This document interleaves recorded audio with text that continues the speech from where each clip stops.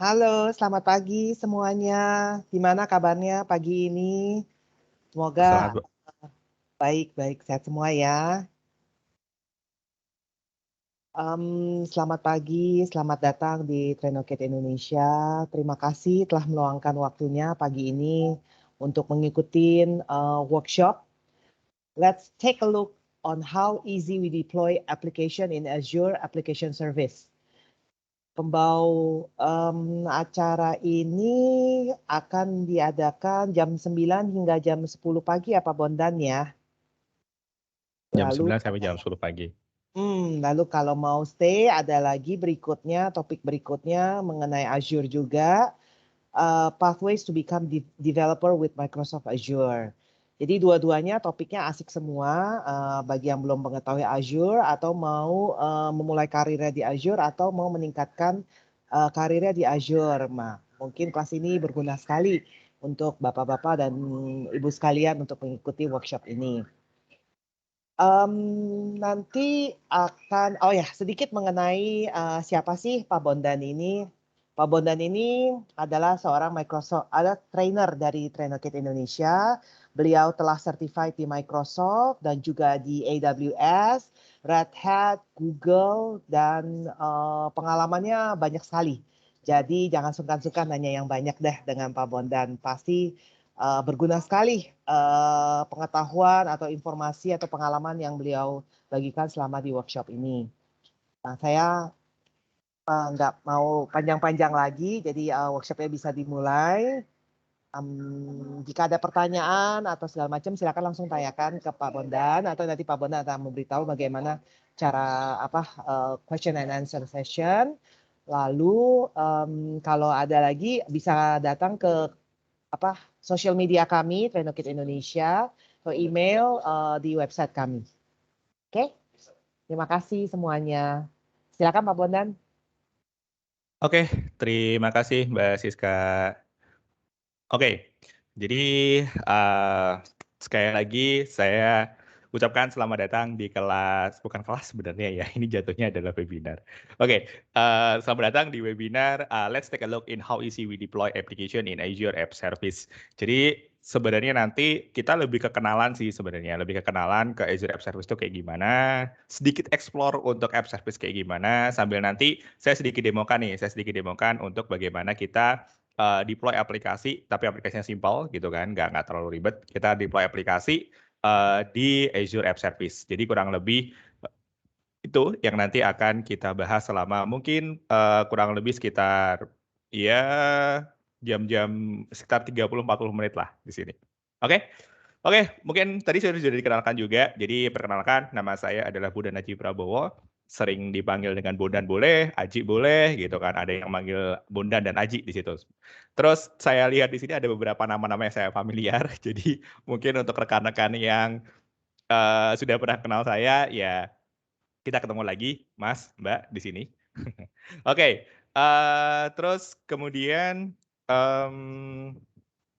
untuk yang akan kita bahas itu sekali lagi, jadi kita lebih ke explore ke Azure App Service kayak gimana. Kenalan dulu sama Azure App Service sebelum nanti saya demokan untuk deploy-nya. Jadi kita akan coba untuk deploy static HTML website gitu kan, dengan menggunakan Azure App Service. Oke? Oke, mungkin di sini saya share dulu screen-nya karena ya, oke, udah kelihatan semua ya untuk screen-nya ya. Oh ya, berhubung ini waktunya juga terbatas, jadi mungkin pertanyaan nggak terlalu banyak. Jadi mungkin saya jelasin dulu Azure App Service kayak gimana. Baru habis itu nanti saya akan buka mungkin sedikit sesi tanya jawab gitu kan. Tanya jawab yang mungkin juga sesinya nggak banyak gitu. Waktunya nggak banyak. Tapi nggak apa-apa, saya usahakan untuk sebisa mungkin. Oke, jadi pertama-tama kalau kita berbicara tentang Azure App Service, jadi Azure App Service ini adalah salah satu service ya yang ada di Azure. Yang seperti kita ketahui, Microsoft Azure adalah produk public cloud-nya Microsoft di situ. Dan kalau kita berbicara apa sih sebenarnya si app service ini, jadi app service ini masuk ke dalam kategori aplikasi yang dia PaaS jatuhnya. Jadi Azure App Service ini dia masuk kategori aplikasi yang PaaS. Jadi kalau kita tahu bukan aplikasi, service.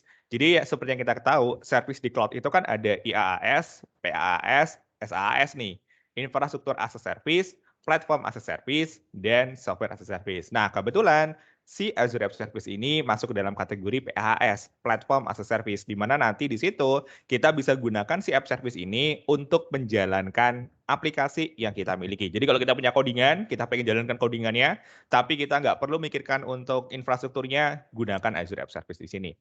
Nah, ada beberapa fitur atau benefit ketika kita menggunakan si Azure App Service ini. Jadi, yang pertama, Azure App Service ini dia adalah fully managed service. Jadi dia adalah sebuah service yang benar-benar secara penuh di-manage sama si Azure di situ. Jadi nanti ketika kita ingin menggunakan Azure App Service, untuk VM-nya, untuk operating system-nya, terus availability dan sebagainya, itu semua udah di-handle sama si Azure. Jadi kita tinggal fokus aja ke codingan kita, tinggal fokus ke codingan, optimalisasi, kemudian deployment-nya dan sebagainya. Itu ya. Dan yang menarik lagi adalah si Azure App Service ini dia juga ada built-in CI/CD. Jadi continuous integration dan continuous delivery atau CI/CD ya. Jadi nanti memungkinkan kita untuk secara seamless mengintegrasikan update dari codingan kita atau fitur baru dari code kita ke dalam si aplikasi dan langsung dijalankan di situ. Terutama ketika kita berbicara tentang sebuah web application. Kalau kita berbicara tentang sebuah web application, kita punya web application, itu kan tabu ya. Jadi nggak boleh ya di situ ya untuk web application kita down. Jadi jangan sampai sebenarnya web application kita mati di situ. Nah, oleh karena itu kan muncul ada konsep CI/CD, continuous integration dan continuous delivery di situ. Tujuannya supaya kita bisa terus-terusan update aplikasi kita tanpa kita mengalami downtime atau tanpa kita putus deployment-nya di situ. Oke. Itu ya, itu CI/CD. Jadi kalau ada codingannya langsung diproses, langsung dijalankan. Oke, jadi untuk website-nya nggak perlu down lama-lama juga di situ. Gitu ya.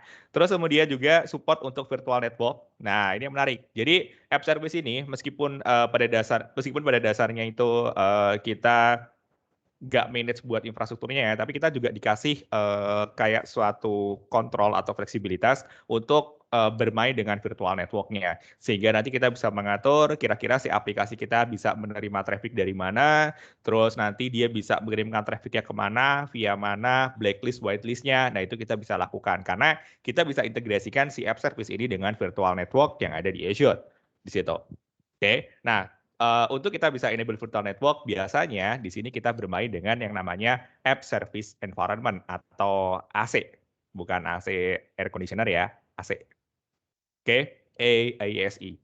Nah, terus yang menarik lagi adalah jangan khawatir kalau misalkan kita memang mencari suatu tempat untuk menjalankan aplikasi kita yang memang dia ada standarisasi tingginya. Karena si app service ini dia sudah ada standarisasinya. Dia udah punya beberapa compliance standar di situ. Termasuk SOC, PCI gitu kan. Untuk kita bisa deploy di cloud, di Azure Government atau mungkin kalau kita ingin kombinasikan dengan yang di on-premise di situ. Jadi udah ada compliance standarnya untuk si Azure App Service ini juga. Oke, itu ya, itu beberapa hal yang menarik sebenarnya dari Azure App Service. Ini yang highlight-nya. Tapi sebenarnya ada lagi nih, selain dari yang sudah saya sebutkan lagi, ada lagi beberapa benefit-nya.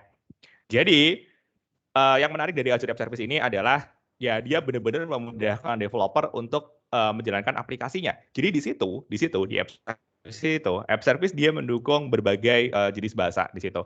Jadi cukup banyak bahasa yang disupport untuk si Azure App Service di sini. Jadi PHP, Python, Node.js. Jadi cukup banyak yang terutama yang terkenal ya, yang terkenal itu disupport sama Azure App Service di sini.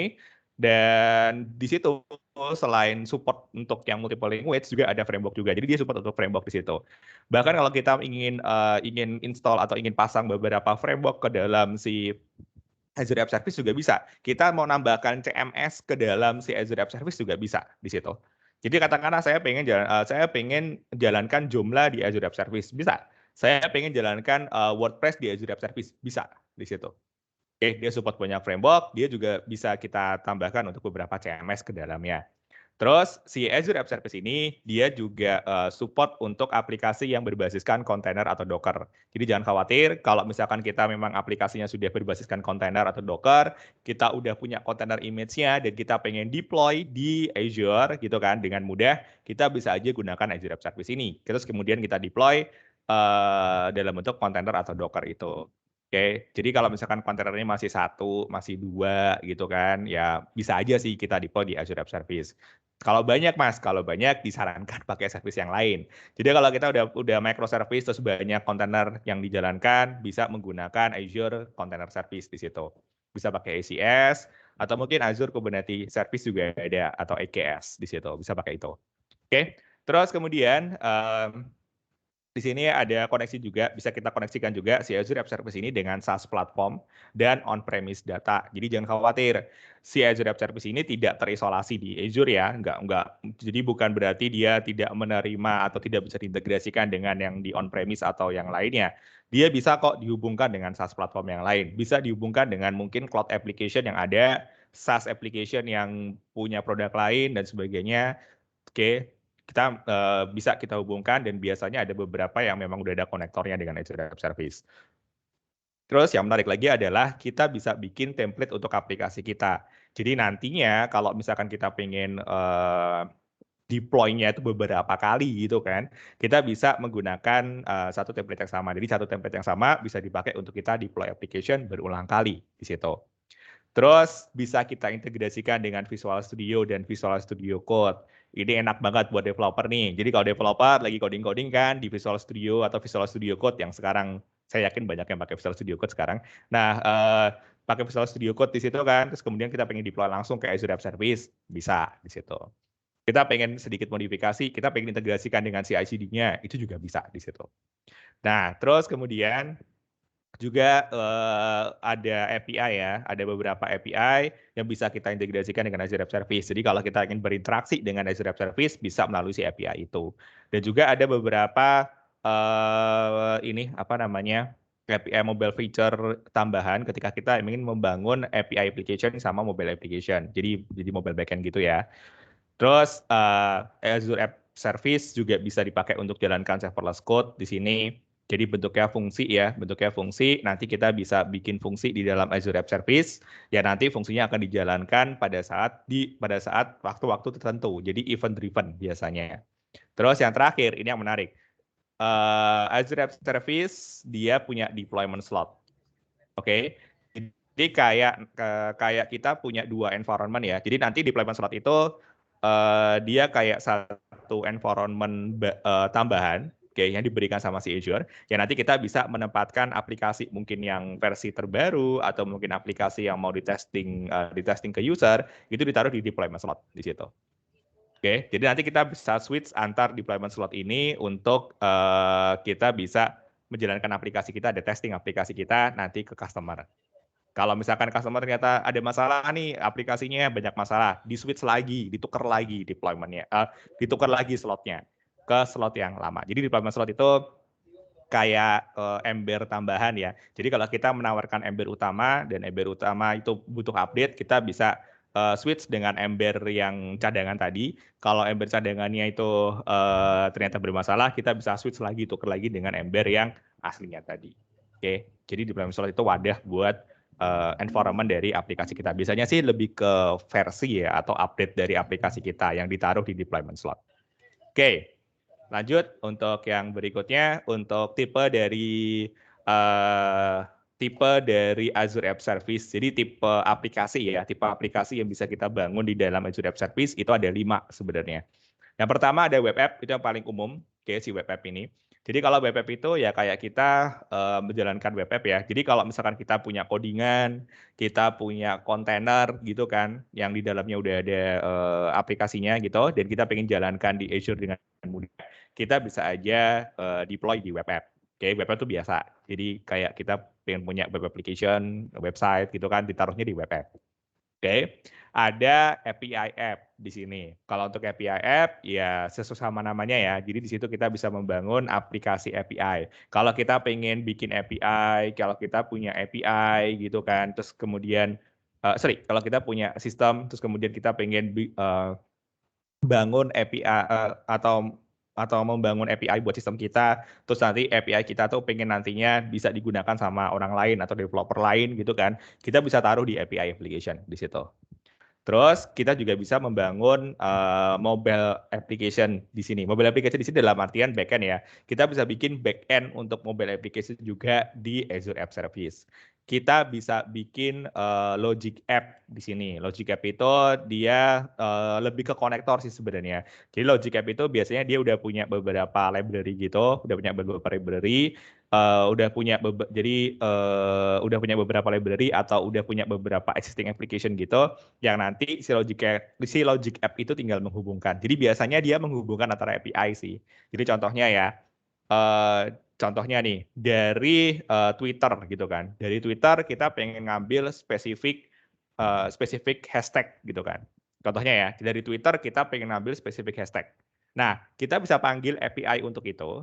Terus nanti API yang dia capture buat hashtag tertentu, itu dilempar ke aplikasi mana, atau dilempar ke SaaS mana, dilempar ke service mana, itu kita bisa atur di Logic App. Oke, jadi Logic App pakai API-nya Twitter buat ngambil spesifik hashtag, dilempar ke aplikasi kita untuk didata, terus dilempar lagi ke database untuk diproses gitu kan, atau mungkin langsung manggil buat analitiknya itu bisa. Itu Logic App. Jadi Logic App itu biasanya dipakai untuk menghubungkan antar service, bisa dipakai untuk kita membangun service dengan mudah sih, yang nanti untuk komunikasinya mostly biasanya menggunakan API. Itu Logic App. Oke, dan satu lagi ada Azure Function. Jadi Azure Function itu bisa jadi salah satu komponen dari Azure App Service. Jadi nanti di dalamnya kita bisa menjalankan fungsi yang fungsinya akan berjalan di saat-saat tertentu. Jadi kalau misalkan ada perubahan nih, atau misalkan ada data yang diupload ke storage, itu baru eksekusi fungsinya. Nah itu Azure Function. Jadi dia masuk ke dalam Azure App Service juga. Jadi Azure App Service itu memang sekarang ini memang beberapa service-service-nya Azure yang dipakai untuk menjalankan codingan atau aplikasi itu dikelompokkan menjadi Azure App Service. Oke. Nah, kalau ada pertanyaan, oke Mas, Azure App Service berarti kan dia menjalankan codingan kita ya, menjalankan fungsi kita. Nah, terus fungsi sama codingan kita itu kita bisa tentukan nggak sih dia jalannya itu dengan spesifikasi seperti apa, atau mungkin dengan kapabilitas seperti apa gitu kan. Nah, jawabannya adalah dengan menggunakan App Service Plan. Jadi kalau kita bertanya-tanya di mana kita menjalankan aplikasi kita, nanti kapabilitas sama kapasitasnya itu kita bisa ngeceknya dari mana, kita bisa upgrade domain dari mana, yang kita cek adalah App Service Plan-nya. Sorry, saya balik lagi. Ternyata coretan saya nggak masuk. Oke, sebentar. Nah, di App Service Plan-nya, di sini. Oke, nah di sini di App Service Plan, di App Service Plan, ada ini ya, ada beberapa hal yang nanti kita tentukan di dalam service plan. Jadi sekali lagi untuk service plan, di App Service Plan di sini, jadi untuk semua jenis layanan aplikasi gitu kan yang ada di dalam service plan gitu kan, kayak web app-nya, kayak API app-nya, kayak mobile application, itu pasti akan jalan di App Service Plan. Jadi App Service Plan ini adalah yang pertama kali kita buat pada saat kita ingin menggunakan Azure App Service. Ini yang pertama kali kita buat. Oke. Karena apa? Karena semua aplikasi nantinya, aplikasi yang kita bangun di App Service Plan itu semua akan ditaruh di dalam si App Service Plan ini. Oke, jadi dalam App Service Plan itu isinya adalah sekumpulan dari computing resource gitu kan, sekumpulan dari computing resource tempat untuk menjalankan si aplikasi kita, itu App Service Plan. Dan masing-masing dari App Service Plan itu nanti dia akan di dalam App Service Plan-nya ya, kita akan menentukan mau ditaruh di mana aplikasi kita. Jadi region-nya di sini. Aplikasi kita mau ditaruh di West US, East US atau tempat lain. Nah, itu penentuannya dari App Service Plan-nya. Terus di App Service Plan kita juga menentukan ya berapa jumlah dari VM instance yang mau kita pakai. Terus ukuran dari VM instance-nya, mau small, medium, atau large di sini. Oke. Terus pricing tier-nya, karena pricing tier ini dia menentukan kapasitas ya, menentukan kapasitas dan menentukan fitur-fitur. Jadi pricing tier-nya kita ingin menggunakan yang mana. Ada yang free, Ingat ya, ada yang free. Kalau kita mau coba-coba bisa pakai yang free. Terus ada yang share, ada yang basic, standar, premium, premium premium V2, premium V3, sama isolated. Makin ke kanan, fiturnya makin banyak. Meskipun ya sebenarnya harganya juga makin gede. Tapi kalau kita memang butuh spesifik feature gitu, kita bisa bergeser ke yang sebelah kanan di situ. Jangan lupa ada yang free. Kita bisa nyoba kalau kita mau. Oke, lanjut berikutnya. Untuk pricing tier-nya, sekali lagi pricing tier itu kan dia menentukan fitur apa yang kita dapatkan dan kapasitas seberapa besar nanti kita akan dapatkan di situ. Itu semua ditentukan di dalam service plan pricing tier. Nah, di sini untuk tipe komputasi ya, tipe komputasi yang nanti kita dapatkan itu juga tergantung dari pricing tier-nya. Nah, kalau kita pakai free dan share, oke, kalau kita pakai yang pricing tier free sama share, untuk aplikasi kita nanti akan ditaruh di shared compute. Nah, shared compute di sini dalam artian adalah si aplikasi kita akan ditaruh di computing resource yang bercampur dengan tenant yang lain atau customer yang lain. Jadi kayak satu computing resource nanti dipakai rame-rame. Itu kalau misalkan kita pakai yang shared atau kita pakai yang free di situ. Oke, jadi ada inilah multi tenant penggunaannya. Jadi dalam satu resource-nya itu dalam satu app service plan-nya atau satu computing resource-nya itu dipakai rame-rame. Nah, terus ada yang dedicated compute. Kalau dedicated compute di sini satu app service plan satu tenant. Jadi satu app service plan. Oke. Berarti kan di sini satu compute ya, satu compute resource. Oke. Berarti nanti di sini satu app service plan, satu compute resource itu digunakan untuk satu tenant atau single tenant. Jadi nggak akan campur dengan tenant yang lainnya, nggak akan campur dengan customer lainnya. Itu untuk yang dedicated compute. Nah, dedicated compute ini kita bisa dapatkan ketika kita menggunakan yang pricing tier, basic, standard, premium, premium V2 dan V3 gitu. Oke, pokoknya yang setelah share. Terus habis itu juga kalau maunya benar-benar isolated itu benar-benar hardware-nya dia isolated ya. Jadi VM-nya benar-benar sendiri, network-nya dia sendiri gitu kan. Benar-benar kita pengen gunakan semaksimal sendiri untuk resource-nya dan nggak campur ke share resource gitu. Kita bisa pakai yang isolated. Itu ya. Terus ada yang consumption. Kalau consumption ini dia hanya berlaku untuk function app ya. Jadi dia scalingnya itu berdasarkan dari penggunaan. Oke, jadi kurang lebih seperti ini untuk compute-nya. Jadi compute-nya ada yang share compute. Jadi kalau share compute benar-benar si VM-nya dibagi jadi beberapa orang dan penggunanya juga sharing. Dedicated compute yang resource-nya ya benar-benar pengkaplingan resource-nya itu seperti itu yang didapatkan, isolated itu yang benar-benar di dalam satu virtual resource-nya itu nggak bisa diganggu-gugat, nggak akan dibagi sama yang lain juga. Oke, jadi lebih luas ya untuk pengkaplingannya sama consumption di sini pakai yang hanya dipakai untuk function app. Oke, terus untuk scaling, jadi untuk menjalankan aplikasi dan scalingnya gini ya, untuk free sama shared kebetulan nggak bisa di scaling. Oke. Dan untuk dapat CPU minute-nya itu ya karena dia di share ya dia akan gantian ya sama yang lain, sama tenant yang lain di situ. Oke. Dan kalau untuk aplikasi, oke, dia akan jalan di semua VM instance yang dikonfigurasi di app service plan. Jadi jangan salah ya, di app service plan itu kan kita bisa tentukan berapa jumlah VM-nya, berapa ukurannya. Dan nanti untuk aplikasi itu akan dijalankan di compute yang ada di app service plan itu. Oke. Terus kalau kita punya multiple deployment slot untuk aplikasi, semua deployment slot juga akan jalan di VM instance yang sama. Jadi deployment slot tadi ya, kayak environment buat aplikasinya itu kita bisa bikin banyak. Terus habis itu kalau kita enable diagnostic log, perform backup, atau jalankan web job, mereka juga menggunakan CPU cycle sama memori dari VM instance yang ada di app service plan. Gitu. Jadi benar-benar app service plan itu yang akan menentukan performa dari aplikasi kita. Kita mau punya app service plan yang seperti apa dan sebagainya. Oke, dan ini nanti untuk bagaimana kalau misalkan kita perlu kapabilitas tambahan atau fitur tambahan, ya caranya dengan auto scaling. Kalau auto scaling tadi kan ini ya tergantung dari service plan-nya ya. Tapi kalau kita katakanlah pakai yang share atau yang free kan nggak bisa auto scale di situ.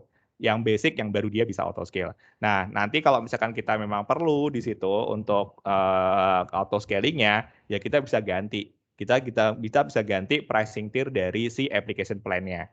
Oke. Atau kita bisa isolating compute resource-nya di situ dengan cara kita menggunakan pricing tier yang lainnya. Oke, jadi kita rubah ya. Dengan kita rubah pricing tier, kita isolate compute resource-nya sehingga penggunaannya itu bisa lebih maksimal penggunaan resource-nya dan kapasitasnya juga bisa lebih besar, juga kita bisa punya lebih banyak fitur-fitur di situ. Oke. Dan kita isolate aplikasi di app service plan ketika aplikasinya itu resource intensive, kita mau scaling aplikasinya itu nggak tergantung dengan aplikasi lain di plan. Terus ketika si aplikasi dia perlu diletakkan di letak geografis yang lain. Oke, terus bagaimana untuk kita deploy application? Nah, kita masuk ke deployment ya. Deploy application simple sebenarnya nanti di sini untuk deploy application-nya dia ada yang automated dan ada manual deployment di sini. Kalau untuk yang automated deployment konsepnya gini ya. Kalau automated deployment itu konsepnya ketika kita punya codingan kita tuh langsung diproses atau langsung di deploy. Nah, biasanya kalau misalkan kita mau yang automated ada beberapa hal yang perlu kita perhatikan ya di sini ya. Kalau kita mau yang automated. Jadi kalau automated itu kita harus tentukan sumbernya dari mana, sumber codingnya dari mana. Nah, untuk yang automated dia disupport untuk codingan yang ditaruh di 3 tempat ini. Jadi automated deployment ini bisa dari Azure DevOps. Jadi kita bisa push code dari code ke Azure DevOps yang nanti di Azure DevOps itu codingannya akan di-build, terus kemudian ujung-ujungnya akan ditaruh di Azure Web App. Terus di GitHub juga. Jadi kalau si app service dia juga bisa narik codingan dari GitHub, terus nanti di-deploy di app service. Oke. Terus habis itu Bitbucket juga iya. Kalau Bitbucket dia mirip sama GitHub sih. Jadi kita bisa konfigurasikan buat automated deployment dengan Bitbucket juga di situ. Jadi pada dasarnya automated deployment itu ketika ada codingan baru kita commit, codingan itu akan di-deploy di Azure App Service. Kayak gitu. Itu otomatis ya. Jadi kita nggak perlu mikirin atau konfigurasi lagi dan sebagainya. Nah, cara kedua adalah yang manual deployment. Manual deployment tuh memberikan kontrol bagi si pengguna Azure App Service sebenarnya, cuman kontrolnya lebih ke kapan aja deployment-nya ya. Jadi di sini ada beberapa opsi yang bisa kita pakai untuk kita secara manual push codingan ke Azure. Jadi kalau kita mau push codingan ke Azure untuk dijalankan di Azure App Service ada beberapa cara. Kalau yang tadi ini langsung otomatis, begitu ada commit atau ada perubahan, dia langsung otomatis dijalankan di Azure App Service. Kalau yang manual itu di-trigger sama si adminnya. Jadi admin yang dia initiate buat deployment-nya.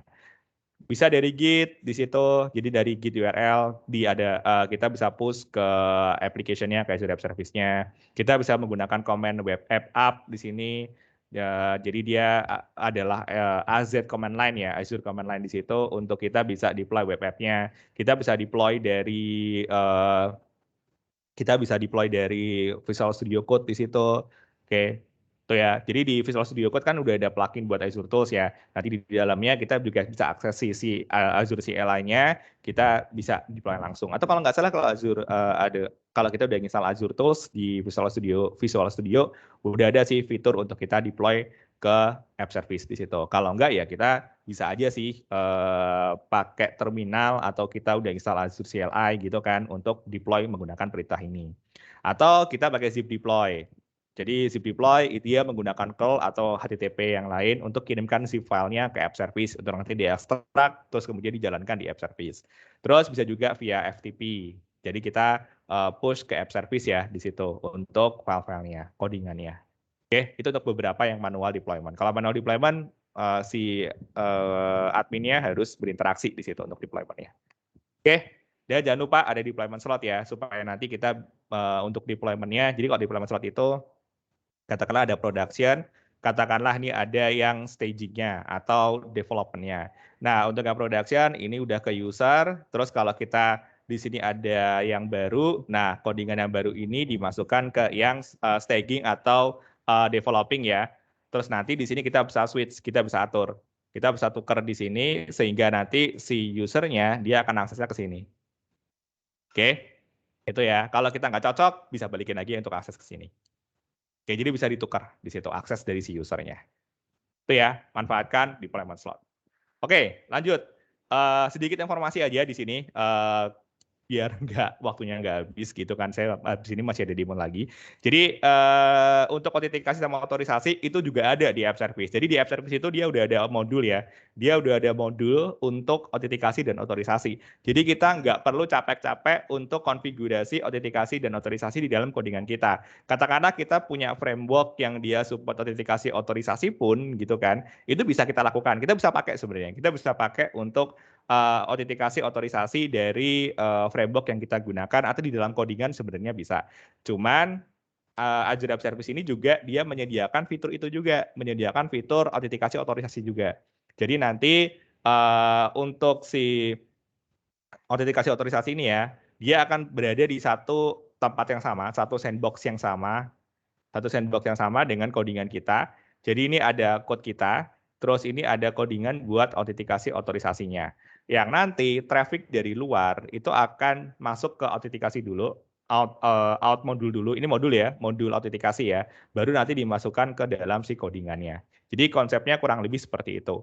Dan yang paling enak adalah si fitur autentikasi otorisasi ini dia sudah support untuk beberapa identity provider, beberapa SDK gitu kan, dan kita bisa integrasikan dengan banyak hal di situ. Jadi kita mengintegrasikan dengan Azure AD, dengan Facebook, dengan Google, dengan Twitter, atau dengan mungkin SDK atau mungkin aplikasi yang lain itu bisa.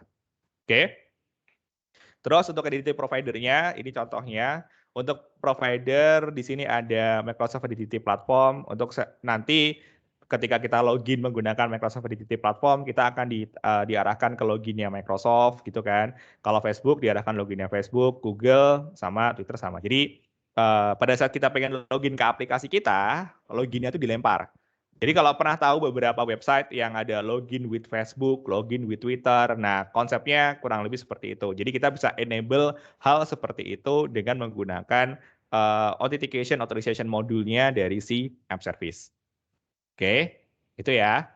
Nah, terus cara kerjanya ya seperti saya sampaikan tadi bahwa si authentication sama authorization modul itu dia akan menerima traffic kan. Jadi ya ini tadi. Oke. Jadi di satu sandbox atau satu lokasi yang sama, begitu ada traffic atau request dari luar, diterima dulu sama si authentication modulnya, authentication modul.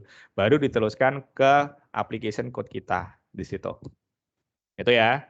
Jadi nanti si authentication modul ini, dia akan handle untuk autentikasinya. Oke, kalau belum terautentikasi, maka nanti si modul ini akan melempar nih. Oke, kamu autentikasinya ke sini gitu, dilempar, disuruh autentikasi. Terus juga nanti dia bisa memvalidasi, dia bisa nyimpan, sama dia bisa refresh token udah langsung di dalam situ. Dia bisa manage untuk authenticated session-nya, dia mau berapa lama. Terus juga dia bisa inject identity information ke request header yang nanti dikirimkan ke si app code-nya. Itu. Oke. Itu ya. Nah, terus untuk alur dari autentikasinya itu tergantung. Jadi gini, ketika kita pakai authentication modul kan kita tetap harus config ya. Kita di sini kan tetap harus config, kita tetap harus nambahkan beberapa code juga kan di situ supaya nanti kita bisa pakai si authentication modul ini. Nah, si authentication modul ini bisa digunakan dengan dua cara. Oke. Pertama, kalau misalkan kita tanpa menggunakan provider SDK. Ini provider identity provider ya. Oke, identity provider SDK. Jadi kalau tanpa provider SDK, berarti untuk loginnya biasanya dilempar ke si provider dulu. Jadi ketika user dia pengen login ke app, oke, pengen login ke app ya, maka nanti si user ini akan di redirect. Si user ini disuruh untuk login ke identity provider portal. Oke. Identity provider portal. Ini yang paling sering terjadi sih sebenarnya. Oke. Jadi contohnya nih, saya pengen login aplikasi via Facebook gitu kan. Maka nanti si user itu akan diarahkan ke login screen-nya Facebook. Oke, diarahkan ke login screen-nya Facebook, login di Facebook, baru nanti setelah login ke Facebook, dia baru bisa masuk ke aplikasi. Dari sini masuk ke aplikasi. Oke, itu ya. Nah, Dengan catatan, ada dengan catatan ya, dengan catatan kalau kita memang mau kalau memang di sini si providernya tidak menyediakan SDK-nya dan kita mau melakukan konsep login yang seperti ini, pastikan bahwa dia support untuk federated si providernya. Jadi kalau providernya nggak support federated, maka nanti nggak bisa kita pakai metode ini. Oke, makanya metode kali ini tuh disebut sebagai server directed flow atau server flow. Jadi nanti loginnya itu yang awal login ke aplikasi diarahkan, diarahkan loginnya ke si providernya di situ, ke login portalnya provider. Nah, gitu ya. Jadi di sini kita nggak perlu pakai SDK dari si provider. Jadi kita langsung tinggal redirect aja ke loginnya provider. Cuman dengan catatan bahwa si aplikasi kita sudah terkonfigurasi untuk federated dengan si providernya, identity providernya. Kayak Facebook, Google itu udah terintegrasi dengan situ. Oke. Nah, yang kedua adalah dengan menggunakan provider SDK. Nah, kalau dengan menggunakan provider SDK, maka nanti di dalam aplikasi kita, dia akan pakai si SDK untuk melakukan login ke si ke si identity providernya. Jadi ceritanya si user dia login ke aplikasi, ya kan? Login ke aplikasi. Nah, di dalam aplikasi itu ada komponen dari si SDK gitu kan. Ada library atau function dari si SDK. Oke, yang akan meneruskan loginnya ke provider. Oke, login ke provider, baru nanti setelah dia berhasil, maka dia akan masuk ke dalam aplikasi. Oke, jadi kalau secara tampilan itu lebih mulus yang ini. Oke, kalau secara tampilan yang atas ini dia kayak redirect login screen-nya dari si identity provider-nya. Tapi kalau kalau yang dengan metode kedua, maka si user-nya itu dia kelihatannya cuma login ke satu tempat aja, login ke aplikasi aja. Karena si proses di dalam aplikasi itu yang akan meloginkan ke identity provider-nya. Jadi si user nggak perlu diarahkan ke login screen-nya atau login portalnya dari identity provider-nya. Nah, konsep kayak gini itu disebut sebagai client directed flow atau client flow di situ. Jelas ya? Oke. Dan biasanya yang model seperti ini dia menggunakan REST API dan biasanya dipakai buat Azure Function, JavaScript Browser Client, atau native mobile application yang dia menggunakan provider SDK. Jadi dari aplikasinya yang dia mengarahkan atau kayak broker ya, yang meloginkan ke identity provider-nya. Bukan user sendiri yang login ke identity provider-nya. Oke, jadi itu. Oke, mungkin ada pertanyaan di sini. Untuk pertanyaannya mungkin nggak banyak-banyak. Oke, mungkin sekitar 1-2 pertanyaan. Atau mungkin sambil nunggu pertanyaan saya demoin aja dulu ya. Jadi saya akan demo terkait dengan bagaimana kita menggunakan si app service ini. Oke, jadi di sini saya udah login ke portalnya Azure ya, di sini ya. Dan login ke portal Azure. Di sini saya akan mencoba untuk bikin static HTML web application dengan menggunakan Azure Cloud Shell. Oke, jadi caranya gimana? Ya kita login dulu ke Azure. Ini Azure ya. Kalau bagi yang belum tahu tampilan Azure ini kurang lebih seperti ini. Jadi ini adalah menu-menunya, menu-menu yang utamanya. Ini yang favorit ya di sini ya. Kita nanti bisa tambahkan. Ini yang favorit di sini. Terus ini yang recently access, yang barusan kita akses gitu kan. Nah, di sini kebetulan untuk kita deploy-nya kita menggunakan Bash. Sebenarnya bisa sih kalau mau kita pakai yang GUI gitu kan. Cuman di sini saya akan tunjukkan via yang pakai perintah. Oke. Jadi di sini saya start sebuah Cloud Shell. Jadi Cloud Shell itu terminal di Azure ya. Jadi kalau kita nggak install Azure CLI di laptop kita atau di komputer kita bisa menggunakan si ini, si Cloud Shell ini. Jadi katakanlah kita lagi di luar, yang kita bawa cuma tablet gitu kan, dan kita pengen konfigurasi Azure kita dengan advance. Maka nanti kita bisa buka tablet kita akses browsernya si Azure, terus kemudian kita buka si Cloud Shell ini untuk melakukan pengaturan Azure dengan lebih advance lagi. Oke, Jadi di sini kita udah masuk ya. Saya pakai base environment ya, bukan PowerShell. Kita bisa pilih, tapi di sini saya pakai base.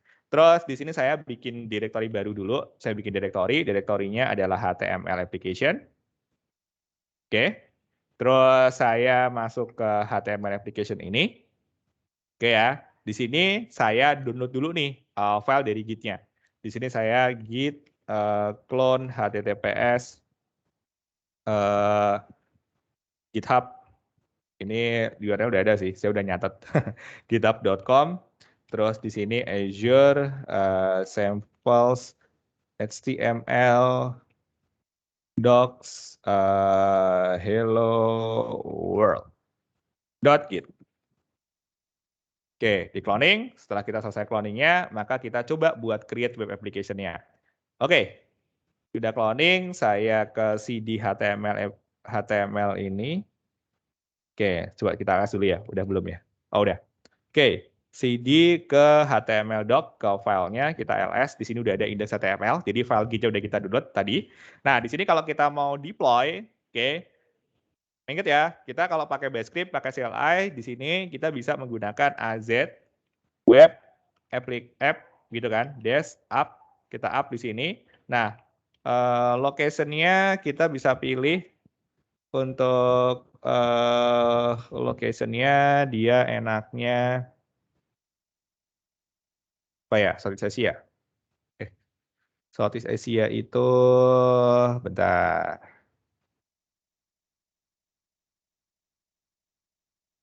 Penamaannya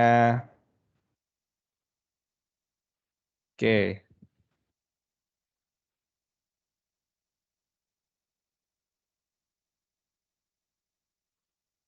Southeast Asia. Oke. Terus habis itu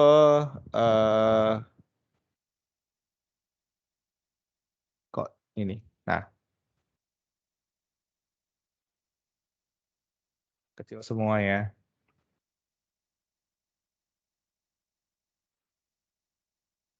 Oke, dash di sini nama aplikasinya adalah saya kasih nama demo Azure Bundan. Oke, dash yang mau saya upload adalah HTML-nya. Nah, ini nanti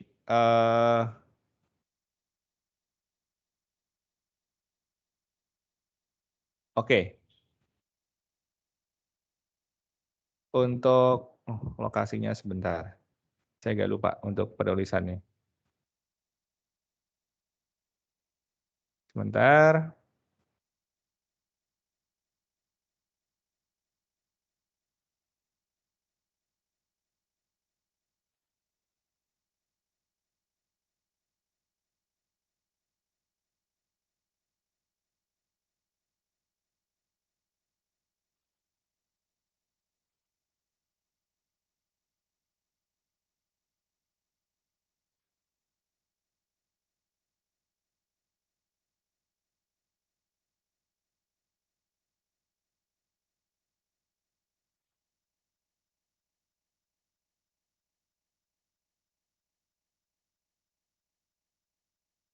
Pak Bondan itu mic-nya ke mute.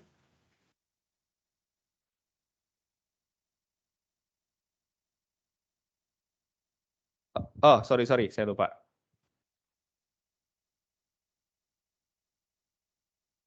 Oke, this location, West Europe.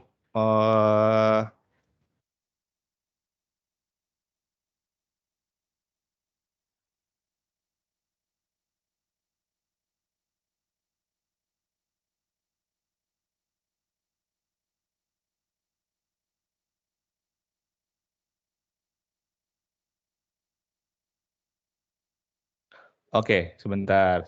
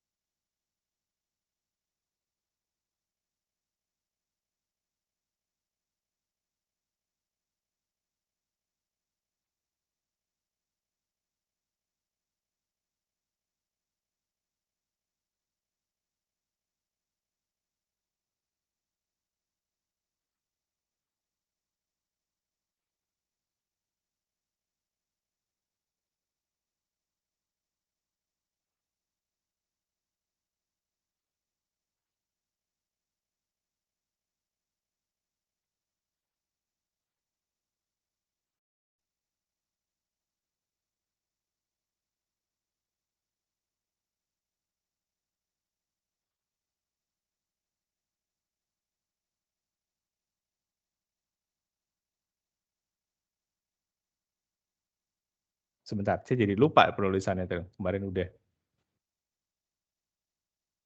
Oke, sebentar. Dah, ini nggak bisa. Oke. Jadi kan dia harusnya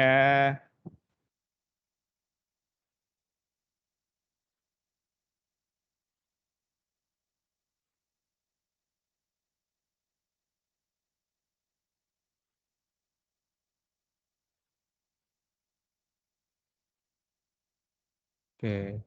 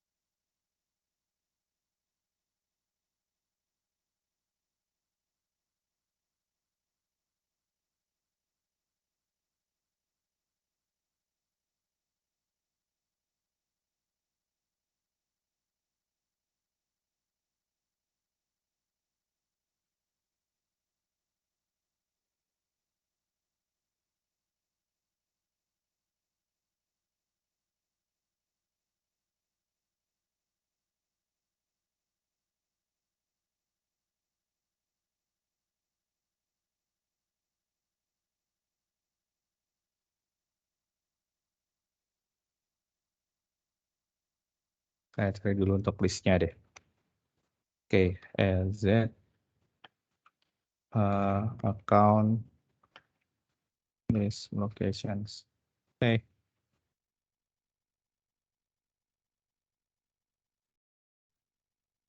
Oke.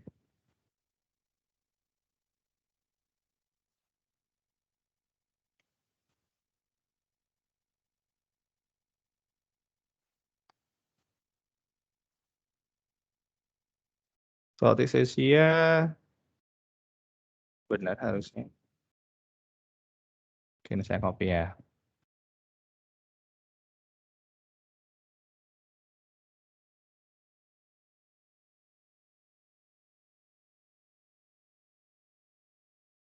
Oke. Let's see. Oh, sorry, saya misspell. Pantas kenapa nggak bisa-bisa. Nah, mohon maaf, saya nggak ngeliat ada minusnya di situ. Oke, jadi ini ya, nanti kalau udah dia akan dibuatkan ini web app. Di web app ini karena belum ada, dia akan dibuatkan baru. Kalau sudah ada, dia akan di-update yang existing di situ. Oke. Nanti kalau udah, dia udah muncul semua.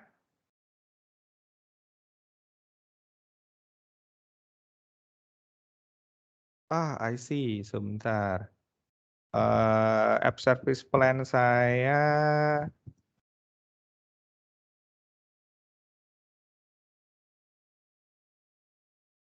sentral. Oke, Central US. Oke, Central US baru ada. Soalnya app service saya harusnya di Central US.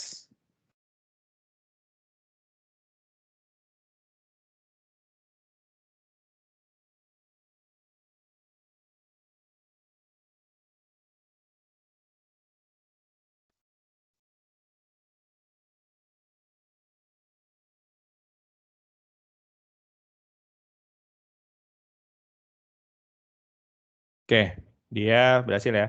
Tadi saya nggak punya kuota ternyata di region Southeast Asia. Saya coba di Central US. Oke, jadi nanti dia akan dibuatkan creating web app-nya di Central US. Terus nanti kalau sudah kita akan coba, nanti akan dikasih tahu kok untuk URL-nya. Oke, jadi dia akan coba buat zip deployment, starting-nya, _ 202.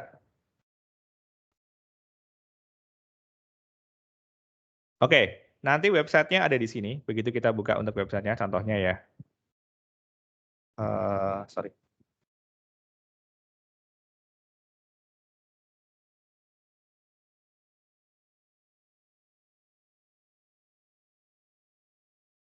Oke.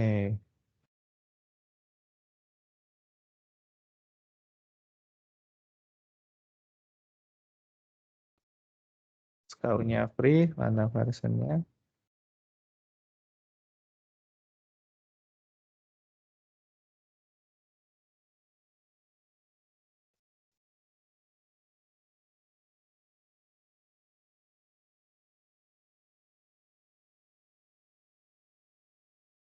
Oke, oh, jadi nggak bisa.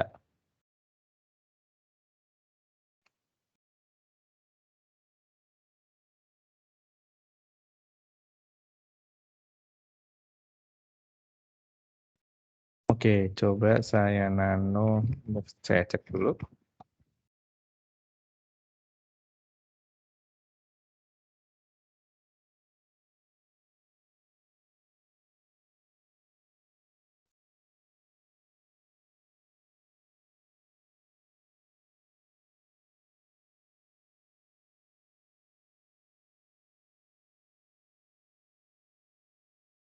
Oke, dia oh ada dua-duanya nih, pantas. Nah, oke. Jadi ini websitenya udah jadi kayak gini ya. Nah ini kita pengen nyoba nih untuk kita redeploy lagi ya. Redeploy dalam artian kita update di sini. Kalau kita mau update di sini saya contohnya saya mau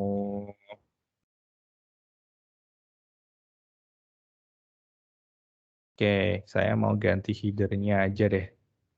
Di sini saya cari.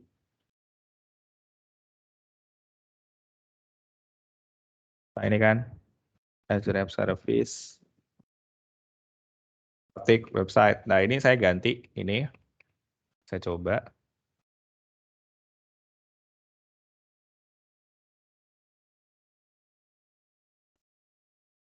Mau Azure.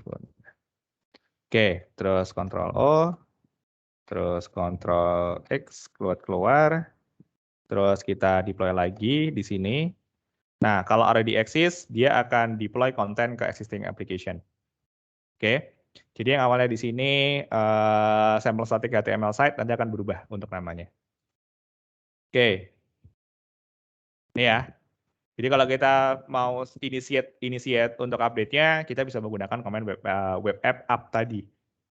Oke, sorry tadi saya nggak miss buat yang minusnya tadi. Kenapa jadi namanya nggak masuk-masuk. Oke, itu jadi kurang lebih cara untuk deploy-nya gampang. Jadi kita via beberapa command udah jadi. Dan ini jadi untuk website-nya juga. Dan kalau kita mau cek, kita bisa cek di App Service Plan. Tadi dibuatkan App Service Plan ya di sini ya. Yang Bondan Aji ASP ini. Oke, kan dia dibuatkan di sini ya. Udah ini, thread. Dan kalau kita cek di sini, dia aplikasinya ada ini, demo Azure Bondan. Kalau kita cek di sini dia udah ada kok informasinya terkait dengan dia resource grupnya mana, runningnya di mana, URL-nya apa. Dan kalau kita pengen aksesnya itu dari URL ini. Nantinya URL ini pun masih bisa kok untuk kita ini ya, untuk kita ganti atau kita mungkin kita bukan kita ganti sih jatuhnya, kita naming dengan menggunakan Azure DNS kalau kita mau di situ. Oke, sampai sini kira-kira ada pertanyaan, mungkin 1-2 pertanyaan di sini. Pertanyaannya bisa via chat atau mungkin bisa via voice. Silakan.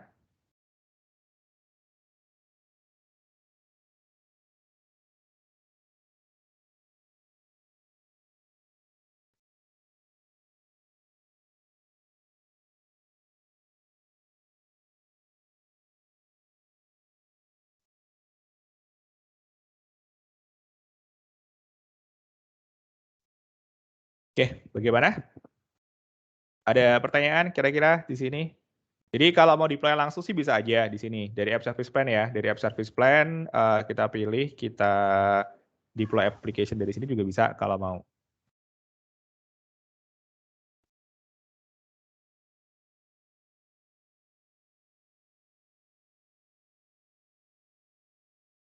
Kalau kita mau berubah app service plan-nya di sini. Dan ini kan berhubung ini saya nyobanya yang free ya. Jadi kalau free memang terbatas sih. Aplikasi nggak bisa banyak-banyak juga yang kita buat di sini.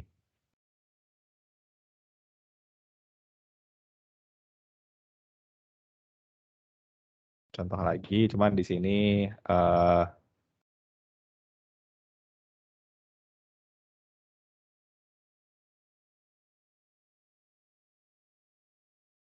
beda lagi. Kalau ini dia kemarin nggak salah dia pakai Python. Oke, dan nanti kalau kita mau bermain dengan deployment center ya, di deployment center. Jadi kita mau deploy di deployment center di sini. Oke, deployment slot kebetulan kalau untuk yang free nggak ada, jadi paling nggak at least di standar kalau kita mau punya deployment slot. Ini quick start, di quick start ini kita bisa deploy kita mau apa di quick start ini. Oke, ada beberapa contoh untuk quick start-nya.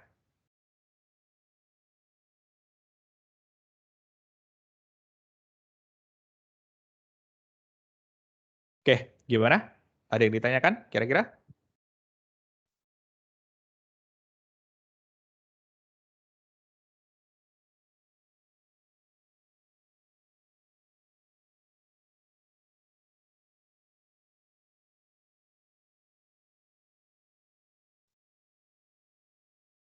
Oke, jadi itu ya.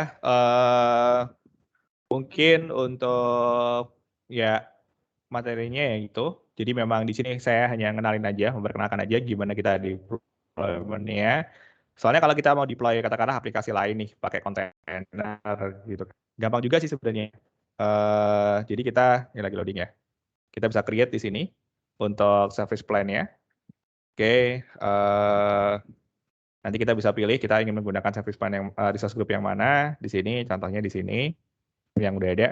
Terus namanya app SVC plan 01 gitu kan. Regionnya kita bisa milih mau di mana. Tadi kebetulan Southeast Asia saya juga Southeast Asia kuota saya habis jadi nggak bisa di situ pakainya. Oke, jadi saya pakai katakanlah East Asia. Terus pricing tier-nya bisa dipilih di sini. Pricing tier-nya kita mau pricing tier yang mana? Kalau kita mau yang free, kita ya pakai F ya, F1 ya, F1 free di situ.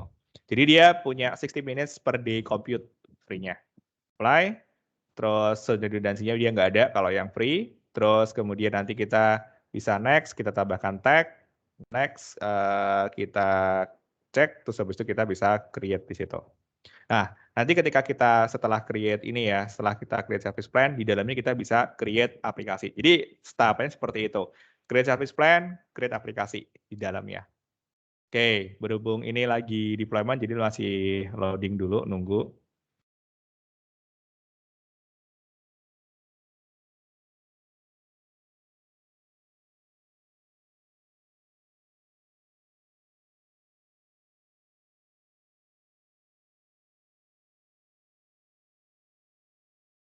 Nah, beda ya, app service plan sama app service beda. Kalau app service plan itu komputer nanti menjalankan si aplikasinya, sekaligus dia yang menentukan kapabilitas dari aplikasi yang mau kita taruh.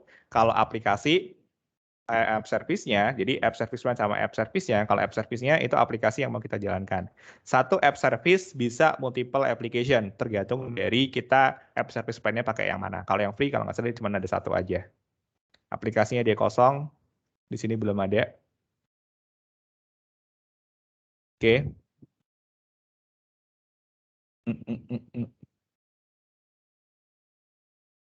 Oke ya, nanti kalau kita menambahkan aplikasi di sini, oke, create web app, kita pilih instansinya namanya apa, aplikasinya, katakanlah demo Azure Bondan di sini ya. Dan ada juga demo workshop Bondan, workshop Azure Bondan gitu. workshop Azure Bondan. Nggak ada ini ya. Oke, resource groupnya saya masukin ke sini. Runtime stack-nya kita bisa milih, kita mau jalanin apa. Kita mau jalanin katakanlah PHP. Terus habis itu untuk region-nya kita bisa pilih di sini. Region-nya Central US, App Service Plan-nya kita bisa milih. Jadi kalau untuk App Service Plan itu kan ditaruh di satu region ya. Nah, nanti untuk letak aplikasi kita tergantung dari kita milih App Service Plan yang mana. Dan app service plan itu nanti ditaruh di mana. Jadi tergantung dari lokasi app service plan-nya untuk lokasi aplikasi kita. Itu sih. Nanti kalau udah deployment-nya, nah untuk deployment di sini kita mau apa? Kita mau continuous deployment enggak? Nah untuk continuous deployment di sini kita harus konfigurasi dulu ya. Nanti kita harus config buat GitHub Action-nya di situ baru nanti bisa. Terus monitoringnya, kita mau enable monitoringnya seperti apa? Mau enable application insight atau enggak di sini? Oke. Nggak, yang jelas untuk subscription saya banyak nggak supportnya. Nanti kalau subscription-nya udah subscription yang memang benar-benar buat production baru bisa sih di situ. Oke, terus tag, review, terus habis itu create buat aplikasinya. Kayak gitu. Nanti sebenarnya kalau misalkan si aplikasinya dia sudah selesai dibuat gitu kan. Terus habis itu nanti kita coba buka meskipun belum ada codingan kita, dia udah ada kok untuk homepage-nya di situ. Oke, jadi ini ya di app service tadi saya masukkan dari sini ya app service panel 1. Dia harusnya nanti di sini akan ada tambahan lagi buat aplikasinya masuk ke sini. Oke, udah jadi di sini. Nah, ini dia ditaruh di app service pan ini ya, yang tadi ya, yang saya buat.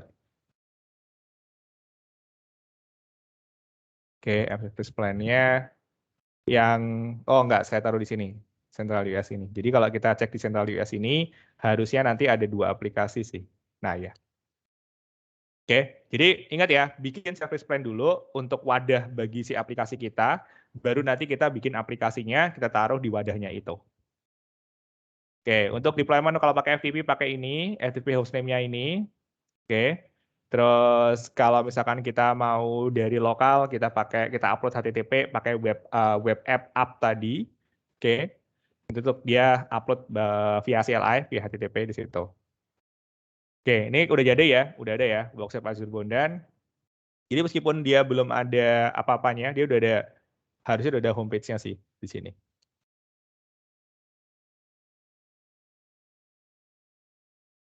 Oke, dia masih kosong, memang masih belum ada apa-apanya. Walaupun slotnya nggak disupport karena dia yang free. Terus Deployment Center, nah nanti di sini kita ya bisa di sini. Kita codingannya mau dari mana? Dari GitHub, dari Bitbucket, atau local Git di situ untuk CI/CD-nya. Oke, contohnya kalau misalkan dari Azure Repo, ya nanti akan diarahkan organization-nya yang mana, project-nya yang mana. Oke, terus project-nya, terus repository-nya, terus branch-nya. Nah, ini kebetulan saya belum ada branch-nya di sini. Oke, kalau misalkan dari GitHub kita otorisasi dulu ya, kita linkin. Jadi kita hubungkan dulu antara GitHub account-nya sama si Azure App Service-nya. Nanti dia begitu connect, dia akan langsung ke link ke situ. Jadi kalau kita pengen CI/CD-nya dari situ. Oke, itu ya. Sini log-nya. Terus ini FTPS kredensial kalau kita mau FTP. Oke, mungkin itu. Nah, ini tadi yang Workshop Azure Bondan, dia masih belum ada apa-apanya, masih kosong. Jadi kalau masih kosong, belum ada aplikasi sama sekali, tampilannya seperti ini page-nya. Oke, gimana? Ada pertanyaan? Kira-kira saya udah tambahkan untuk yang pakai GUI, ini tadi caranya. Jadi sekali lagi, pertama App Service Plan, setelah App Service Plan udah jadi, kita bikin aplikasinya, kita tentukan aplikasi itu nanti ditaruh di App Service Plan yang mana di situ. Oke, nggak ada pertanyaan? Gimana?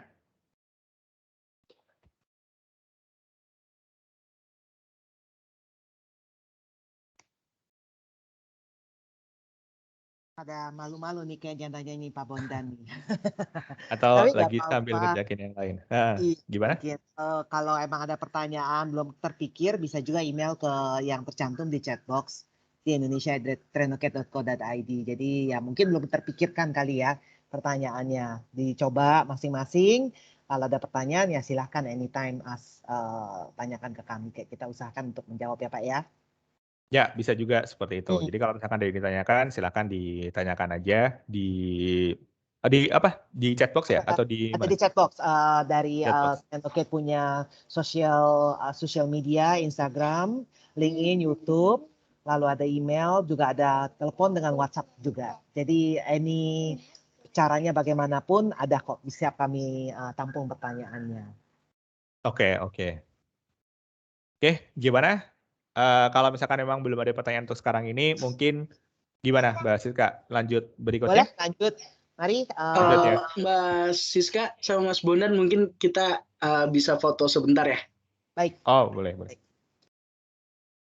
Mungkin buat teman-teman bisa tolong dibuka kameranya, jadi kita ada sesi foto sebentar untuk season 1 ini. Setelah itu nanti kita lanjut ke season yang kedua. Boleh. Halo Pak Yanto. Halo Mas Aris. Di kantor nih Pak. Iya di kantor. Mas Bon mungkin boleh share screen-nya ditutup dulu ya. Oh iya benar. Sebentar. Oke, sudah Mas? Oke. Ayo mungkin buat teman-teman yang lain bisa tolong dibuka kameranya supaya kita bisa foto-foto dulu untuk dokumentasi aja. Ya jangan malu. Nanti malu-maluin loh. Halo Mas Irham.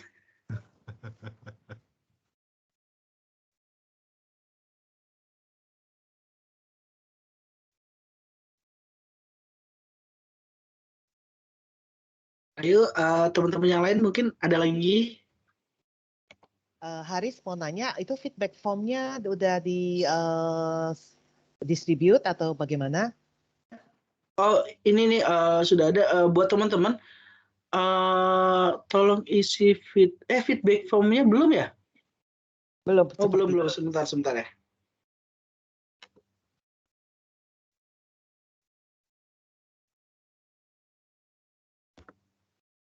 Oh iya, ada. Aku.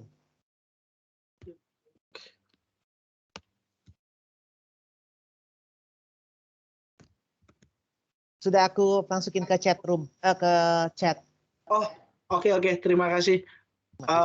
Buat teman-teman silakan diisi feedback formnya. Ini untuk mendapatkan sertifikat of attendance nanti akan dikirim melalui online.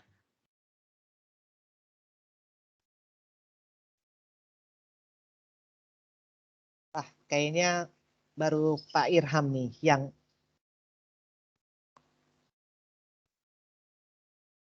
ada lagi yang lain, teman-teman yang lain. Minta tolong di itu open camera please.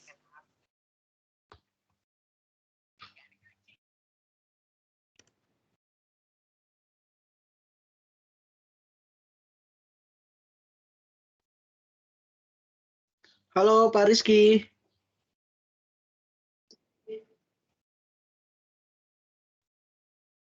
Ayo teman-teman ada lagi nggak nih? Halo Mas Rino. Baru ada 3 orang nih, Pak Rizky, Pak Irham, dan Mas Rino. Halo Pak Andi. Wah, ada yang lagi di warteg nih. Oh, Pak Nugroho.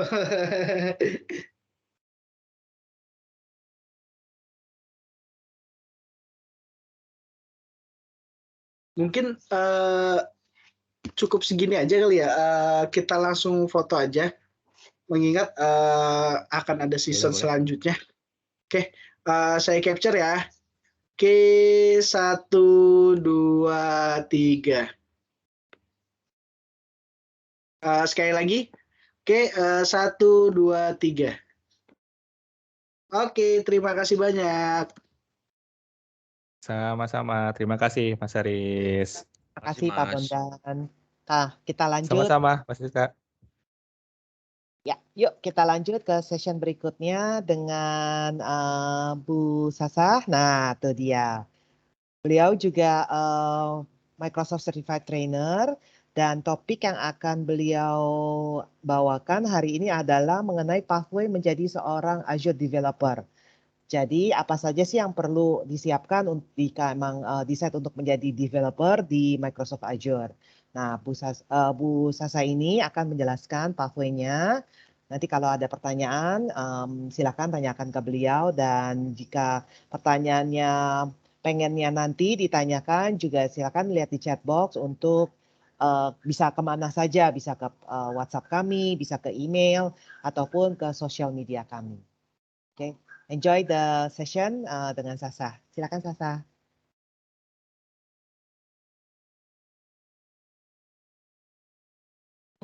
Oh, masih di mute ya? Oke. Selamat siang semuanya. Perkenalkan nama saya Safia ya. Jadi saya akan membawakan materi untuk hari ini ya, untuk workshop di workshop Trenoket ini ya. Lanjutan sebenarnya dari pembahasan Pak Bonan tadi, meskipun sebenarnya harusnya kebalik sih ya urutannya.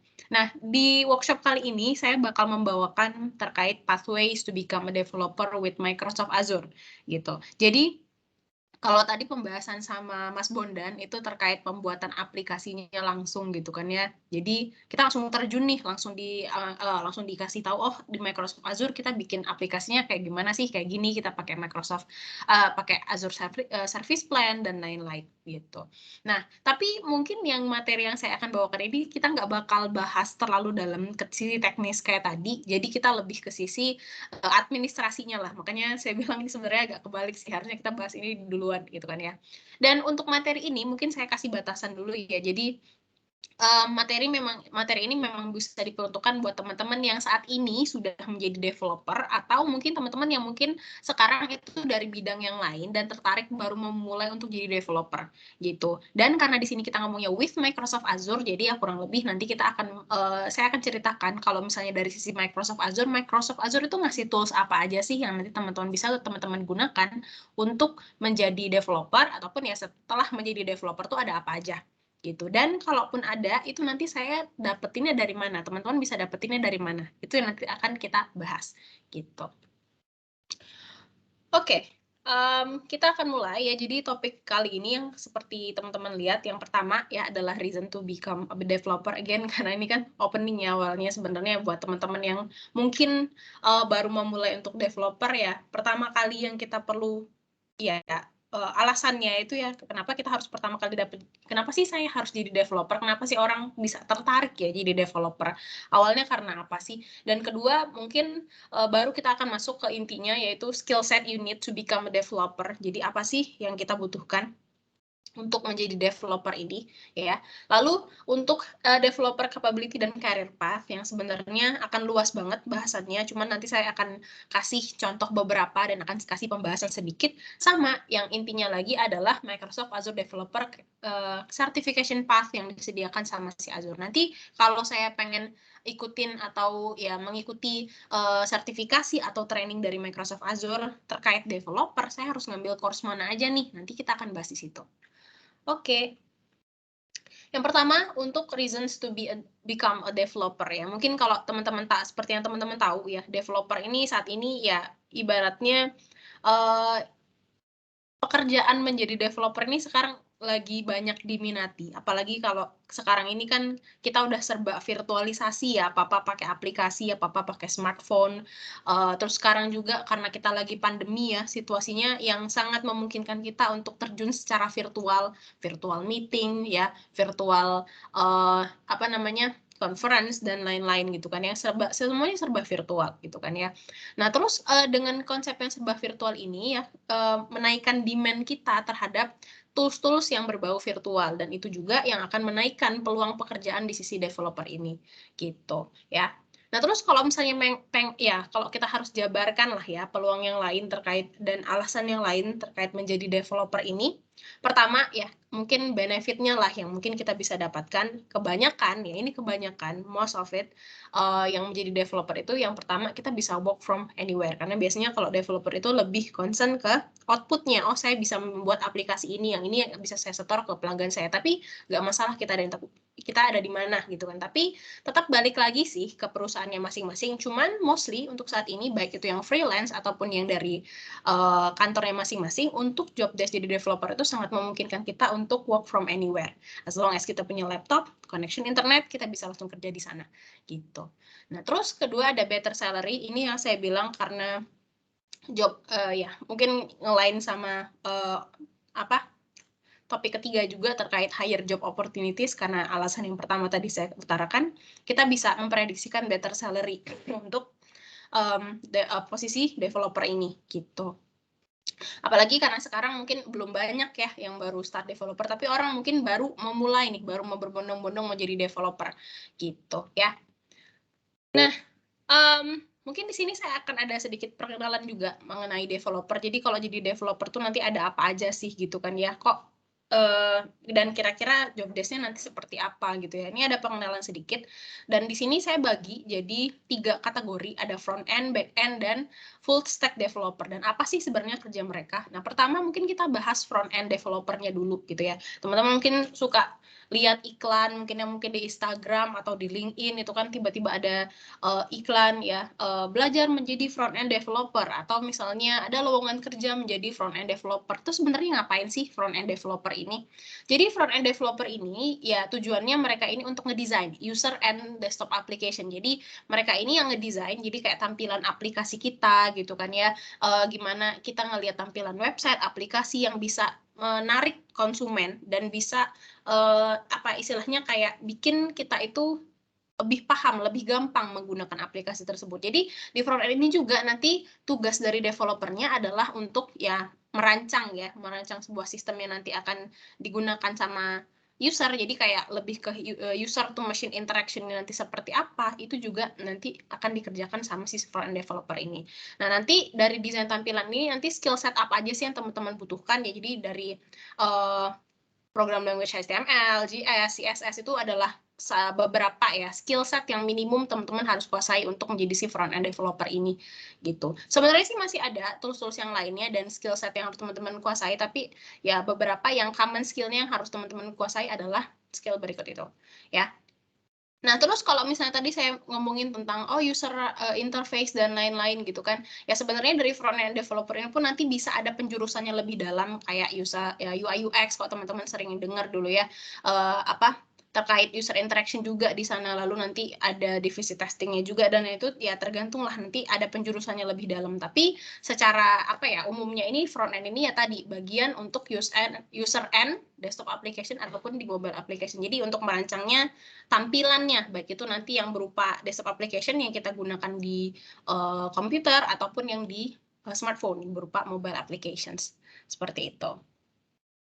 Next, selain dari front end developer, ada juga back end developer ya. Kalau misalnya ya dari konsepnya aja, kalau front end kan berarti dari sisi awalnya nih kita pakai aplikasi di depannya gitu kan ya. Oke, tampilan awalnya nih aplikasi itu yang dirancang sama si front end. Kalau back end itu berarti back endnya, belakangnya gitu kan ya. Ada sistem yang kita nggak ketahui, ada sistem yang berjalan di balik aplikasi tersebut. Ya gimana sih aplikasi ini berjalan? Datanya diambil dari mana? Ini aplikasi tiba-tiba bisa munculin gambar, tiba-tiba bisa ngolah data, tiba-tiba kita klik ini bisa munculin ini, itu gimana sih sistemnya?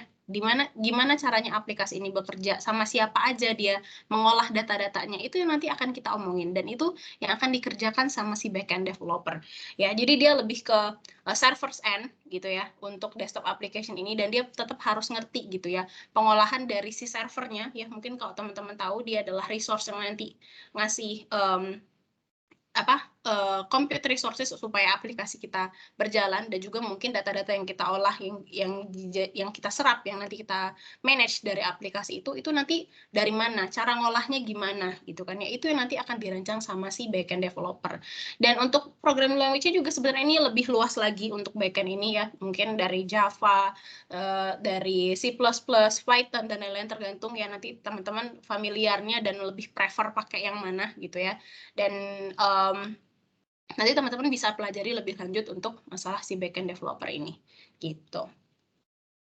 Next, ini ada full stack developer ya, namanya full stack. Jadi ya dia merangkap capability dari front end dan back end. Jadi dia bisa ya anggapannya dia ini suhunya lah ya, masternya yang memaster dari front end dan juga back end. Jadi dia bisa dua-duanya, dia jago dua-duanya gitu. Nanti untuk tambahannya mungkin teman-teman juga bisa belajar terkait Ruby atau PHP untuk jadi tambahan gitu kan ya. Yang pasti full stack ini biasanya dia ya dialokasikan untuk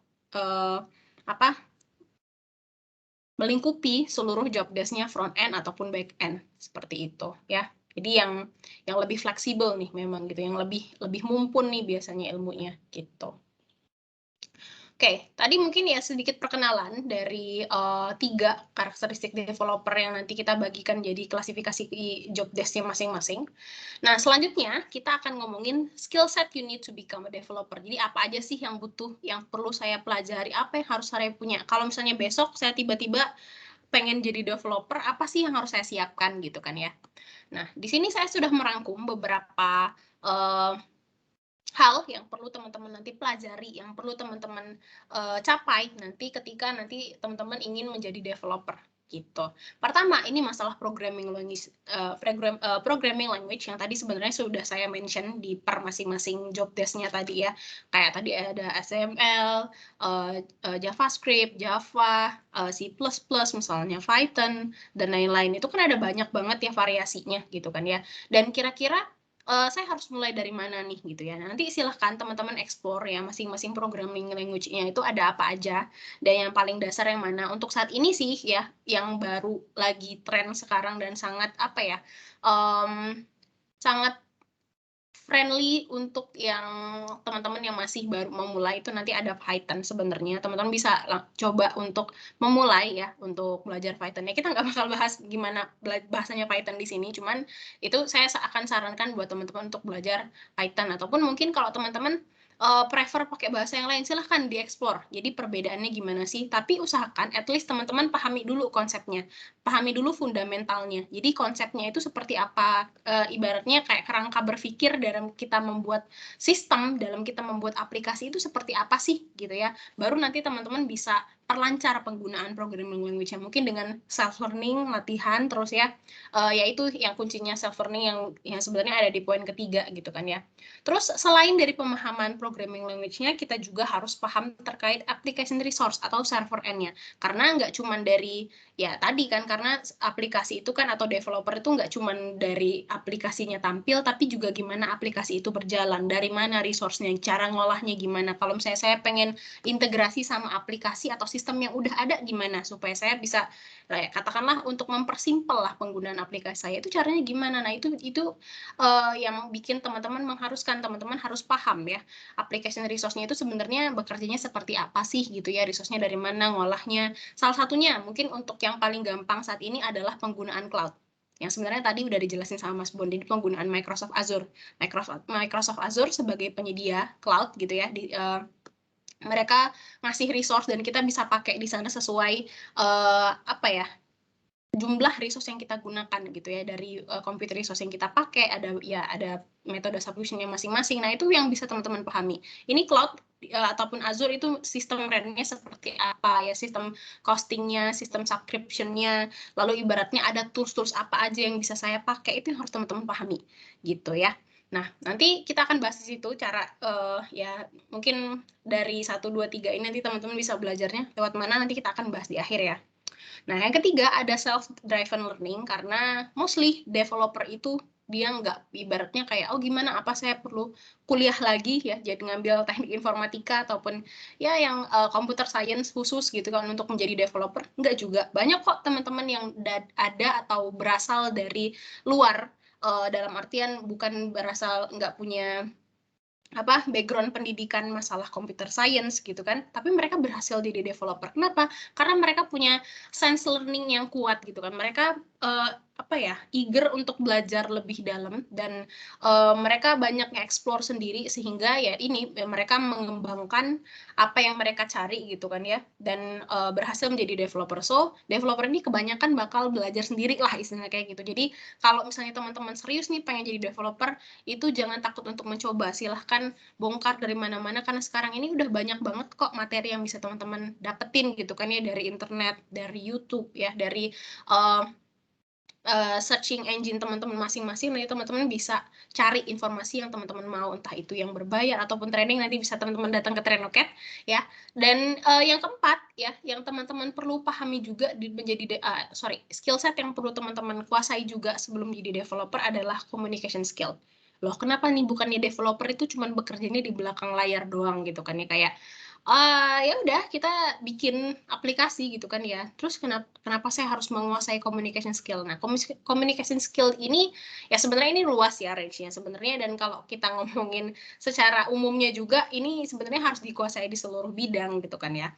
Nah, tapi kalau misalnya komunikasi skill yang dibahas ini maksudnya gimana? Artinya adalah gimana caranya teman-teman itu bisa memahami apa yang user mau. Misalnya kayak saat ini nih, saya adalah developer, terus saya misalnya punya atasan atau misalnya saya punya rekan kerja dan dia ada klien saya yang request, tolong dong bikin aplikasi yang seperti ini. Nah, saya tuh harus mentranslasikan kebutuhan dia menjadi sebuah aplikasi, dan itu yang kadang menjadi menjadi hambatan gitu kan ya. Gimana caranya kita bisa mentranslasikan hal itu? Nah, itu di sini maksudnya communication skill itu. Jadi gimana caranya kita bisa selaras sama keinginannya klien, dan gimana caranya kita mentranslasikan mentranslasikan kebutuhan tersebut menjadi sebuah code applications gitu. Itu yang teman-teman perlu pelajari gitu. Dan again, itu nggak bisa kita langsung belajar langsung dapat, itu dipelajari melalui latihan yang sering juga gitu. Setelah teman-teman udah dapat konsepnya, udah paham toolsnya, udah kenal sama cara menggunakannya gimana,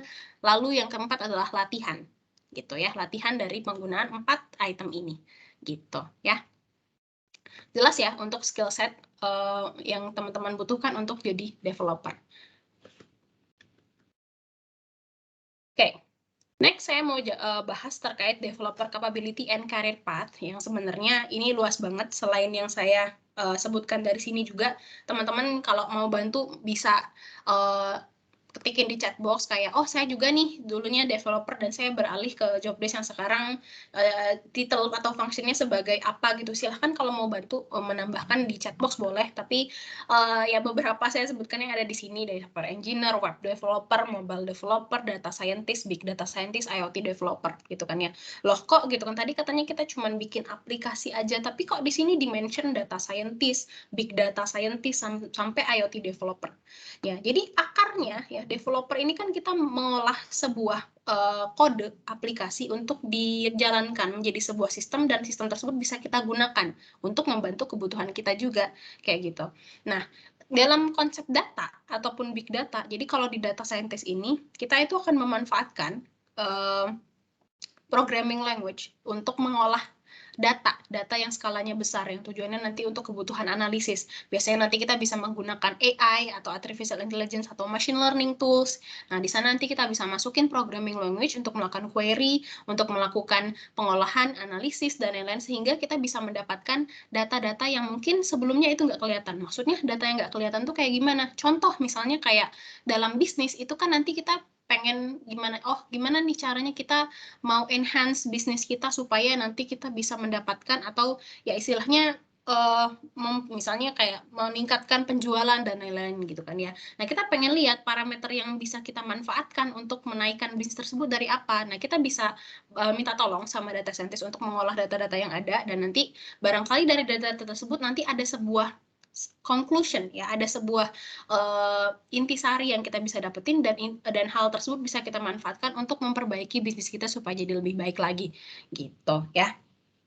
Yang kedua, big data scientist ini sebenarnya agak mirip sama data scientist dan big data ini ya, dan big data ini ada di tengah-tengah, makanya saya tahu data scientist, big data sama IoT ya. Kalau kita ngomongin IoT, mungkin kita ngomongin IoT dulu ya. IoT atau Internet of Things, di mana ya perangkat-perangkat yang saat ini yang serba udah terkoneksi sama internet kayak smart home, smart city, smart car, apapun yang ada smartnya itu yang bisa ya ibaratnya automatic tools lah ya yang bisa kita remote sekarang ya aplikasi yang udah serba gampang gitu kan ya. Nah sebenarnya IoT itu kan sebenarnya dikumpuli dari banyak-banyak data sensor, data-data perangkat. Mereka itu bisa dikontrol itu kan karena ada datanya gitu kan ya. Nah data itu kita olah dan kita jadikan untuk kebutuhan analisis. Jadi misalnya kayak kalau kita alokasikan di smart city gitu kan. Smart city kan luas ya. Ada mungkin tata kotanya, lalu ada misalnya lalu lintas kotanya, lalu misalnya pengairan atau apapun lah. Banyak kan bagi pembagiannya. Mungkin kalau kita ngambil ke satu topik aja mungkin kayak di lalu lintas gitu. Lalu lintas nanti kan kita alokasikan CCTV misalnya atau lampu lalu lintas, pengaturan lalu lintas, dan itu kan biasanya bisa kita alokasikan ya, kita program gitu kan. Gimana caranya kita bisa atur lalu lintas, kita atur jamnya ya misalnya atau waktu lampu merahnya itu atau ya lampu merah lampu hijau itu berapa untuk meminimalisir kemacetan misalnya kayak gitu kan ya.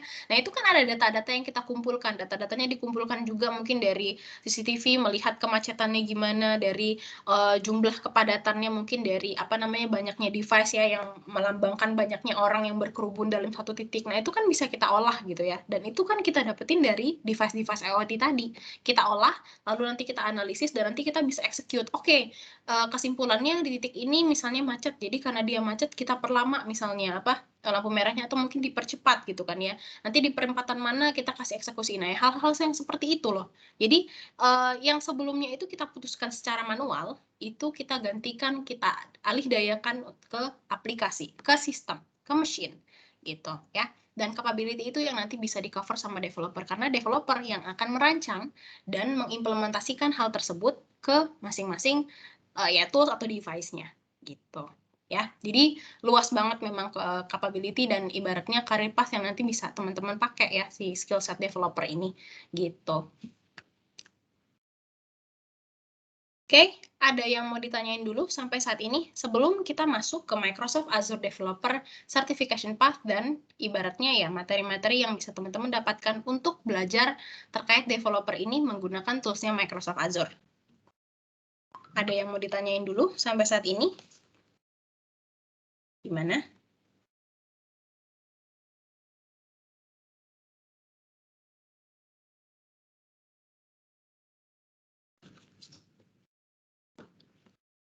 Aman? Sampai saat ini bisa kita lanjutkan? Nah, mungkin kalau enaknya saya tampilin aja langsung ya. Ini mungkin udah saya persingkat, udah saya simplify, tapi biar gampangnya mungkin saya tampilin aja laman search saya biar kita searching sama-sama di sini biar teman-teman juga bisa lihat. Oh, kalau saya mulai searching nanti saya mulai dari mana gitu ya. Bentar, kita buka. Baik. Oke, saya tampilkan laman browser saya di sini. Nah, sebenarnya teman-teman itu bisa mulai pertama kali ya di sini kita memanfaatkan resource yang dikasih sama Microsoft untuk belajar full yang dialokasikan dari official Microsoft. Teman-teman bisa buka ke MS Learn. MS Learn ini adalah tools dari Microsoft ya, ibaratnya ini adalah dokumentasi ya, ada berisi tools-tools dan media pembelajaran yang teman-teman bisa gunakan untuk self learning. Jadi teman-teman bisa memanfaatkan seluruh resource yang ada di sini gitu. Beberapa mungkin konsepnya kayak PDF yang bisa teman-teman baca, ada beberapa quiz juga, nanti ada kayak sandbox gitu dan teman-teman bisa ikutan untuk ngerjain lab di dalamnya. Itu bisa teman-teman ikuti. Dan kalau teman-teman ibaratnya menyelesaikan masing-masing modul, nanti teman-teman bisa dapetin badges gitu. Jadi kayak ya lebih kayak virtual certification gitu yang nanti bisa teman-teman sharing ya. Mungkin nanti bisa dialokasikan di CV atau nanti sharing di LinkedIn-nya juga bisa di sosial media kayak gitu ya. Nah, untuk path-nya ini pertama yang bisa teman-teman manfaatkan, misalnya ini karena kita konsepnya developer dan ini kan luas banget ya tools-nya Microsoft ini, kita bisa search aja. Oh, kita pengen ngomongin seputar developer nih gitu. Ada nggak sih sertifikat terkait developer dan pembahasannya apa aja? Nah, di sini dia bisa ngefilter berdasarkan documentation, berdasarkan learn, berdasarkan role, berdasarkan produknya juga bisa. Kayak produknya Microsoft kan ada banyak ya. dari Microsoft 365, dari Azure, dari misalnya Active Directory, Office 365, Teams, dan lain-lain, teman-teman bisa langsung sorting berdasarkan hal yang teman-teman dapetin. Jadi ini memang udah langsung ibaratnya kayak search engine-nya Microsoft khusus untuk materi Microsoft gitu ya. Nah, ini kita buka, kita search, di sini ada developer learn yang paling atas, klik, di sini dia akan ngomongin masalah certifications yang kita bisa alokasikan buat developer ya. Ini kalau ngomongin certification kan berarti kita udah ada examnya, ada ujiannya gitu kan ya, gimana kita bisa jadi developer gitu ya. Nah, kalau dari Microsoft untuk menjadi associate developer ya, untuk level yang associate jadi developer ini teman-teman diharuskan untuk ujian Microsoft Certified Azure Developer Associate. Itu yang ini. Requirement examnya adalah AZ 204 gitu. Ini kita buka ya. Ini kita buka tab baru ya. Nah, oke, minimumnya berarti untuk diri developer menurut Azure ini adalah ketika teman-teman menguasai materi yang ada di hal ini. Terus belajarnya gimana? Nah, kita scroll ke bawah. Di sini ada 2 ways to prepare, ada online free sama instructor led. Ya, yang kita bahas ini adalah online free-nya dulu, yang teman-teman bisa reach out secara gratis. Kalau yang instructor led nanti teman-teman bisa salah satunya mungkin teman-teman bisa kepoin dari website Trenoket yang udah di-mention sama Bu Siska tadi di chat box gitu. Karena kita sebagai learning partner yang sudah berkontribusi dan juga sudah berkolaborasi sama Microsoft, dan kita udah jadi official learning partnernya Microsoft gitu. Jadi teman-teman bisa datang ke Trenoket untuk dapetin certificate ataupun training dari Microsoft langsung gitu ya. Oke, nah kita bahas yang online-nya dulu. Nah, di sini ada collection free link yang teman-teman bisa gunakan untuk belajar, ada learning path untuk materi AZ204 ini. Nah, pertama ini kayak tadi, create Azure App Service Web Apps. Ini sebenarnya tadi kayak yang dijelasin Mas Bondan, ya. Jadi, mungkin tadi buat teman-teman yang udah menggunakan Azure Web Apps ataupun Azure App Service, itu nggak kaget lagi sama materi itu. Tapi mungkin buat teman-teman yang baru nyoba kayak, bentar, saya belum bisa mengolah gitu kan, atau saya bahkan nggak tahu app service ini apa sebelumnya, belum pernah pakai gitu kan ya. Nah, teman-teman bisa mulai dari sini dulu. Atau yang lebih fundamental lagi, kalau teman-teman masih belum familiar sama ini, teman-teman bisa start untuk kenalan dulu sama Microsoft Azure. Kita kenalan dulu aja sama Microsoft Azure-nya. Dan untuk itu, teman-teman bisa ngambil course AZ104. Ya. Nah, ini kita ke 104. Ini examnya. Sama aja sih, bentar. Nah, ini. Kita ke learning path-nya. Nah, teman-teman bisa belajar dari sini. Di sini nanti teman-teman bakal ya perkenalan dulu sama Microsoft Azure. Tools-nya ada apa aja, termasuk tadi yang ada dijelasin sama Mas Bon kayak app service, penggunaan app service-nya gimana. Dan nggak cuma app service, nanti kita bakal kenalan juga sama service-service yang lain yang bisa teman-teman manfaatin untuk pembuatan aplikasi nantinya, kayak storage, database, ya, penggunaannya gimana, cara pakainya gimana, minimum requirement yang teman-teman bisa dapetin dari sini gimana, ya, teman-teman bisa kuasai dan pelajari dari link ini, ya, AZ104.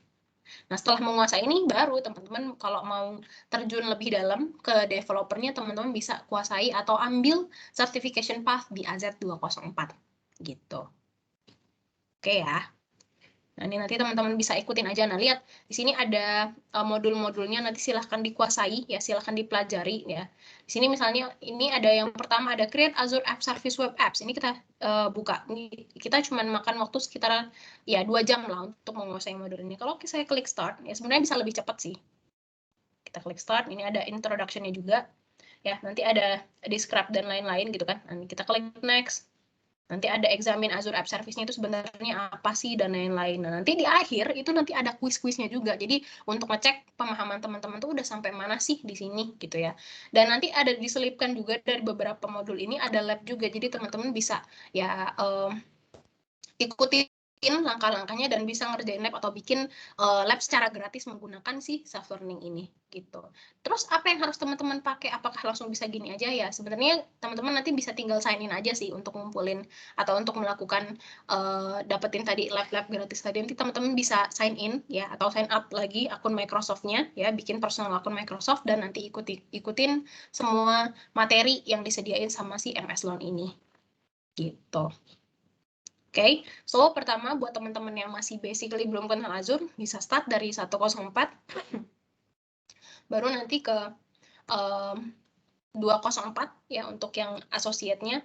Lalu kalau nanti teman-teman udah jadi developer nih dan nanti teman-teman pengen ngambil yang lebih spesifik lagi, mungkin ke pembahasan IoT, ke pembahasan Power Platform untuk manajemen tadi, data scientist, ya pengolahan data dan lain-lain, nanti teman-teman bisa ambil sertifikasi yang lebih spesifik lagi dan materinya juga jadi lebih spesifik. Contoh misalnya tadi teman-teman udah nguasain yang 204, teman-teman tertarik ke bidang IoT. Nih, ada Microsoft Certified untuk Azure IoT Developer Specialty. Kita buka apa aja nih yang bakal dibahas. Nih ya. Nah, ini. Ada create IoT service menggunakan Azure Portal, menggunakan IoT device communication, pakai IoT SDK dan lain-lain. Nanti teman-teman bisa kuasai ya. Nah, buat kalau teman-teman masih nggak yakin untuk ngikutin ini dan pengen dapat kisi-kisinya, ini pelajaran ngapain aja, bisa klik download certification skill outline. Di sini ada penjabaran lebih detailnya kita tuh ngapain aja. Oh, kita ada create IoT hub, register device, jadi hal-hal terkecilnya pun nanti ada di sini ya. Sebenarnya ini memang materi sertifikasi, tapi ini juga nanti akan dibahas di materi training atau di software-nya, dan itu bisa teman-teman dapetin dengan ngikutin course yang ada di MS Learn ini. Gitu ya. Sampai saat ini ada yang mau ditanyain dulu?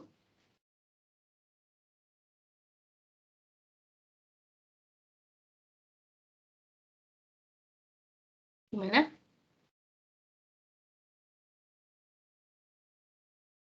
Oke. Oh ya, satu lagi saya pengen nambahin. Ini saya akan kasih sebuah hack ya. Karena kalau misalnya ini tadi kan kayak gimana tadi Mbak? Jadi saya harus mulai dari mana? Kalau saya harus searching, saya harus mulai dari mana? MS Learn, terus apa?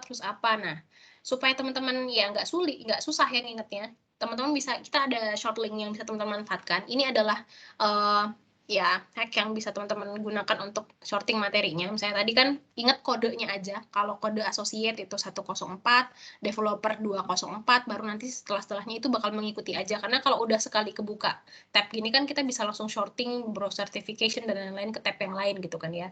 Nah ini bisa teman-teman buka dengan aka.ms ya. Terus nama course-nya apa? Misalnya tadi ada AZ 104 ya. Ketik tes, kita enter, kok Akama sih? Aduh, saya salah juga nih, MS.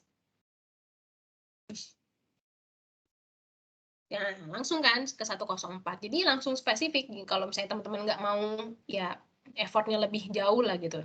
Sama, kalau tadi ke 204 juga, teman-teman juga sih bisa ngetikin aka.ms, terus /course, terus nama course-nya apa, kode course-nya apa, misalnya AZ204 untuk yang level developer di level associate gitu. Nah, langsung dapet kan? Jadi sama aja sebenarnya. Jadi ini untuk sortingnya, jadi teman-teman bisa lihat dari sini gitu. Oke, ada yang mau ditanyain dulu sampai saat ini? Mungkin saya nggak akan terlalu lama karena hari ini hari Jumat, saya rasa mungkin ada beberapa tadi kita juga yang mungkin ingin melakukan sholat Jumat sebentar lagi gitu kan ya. So, barangkali ada yang mau ditanyakan, teman-teman bisa langsung ditanyakan aja. Silakan.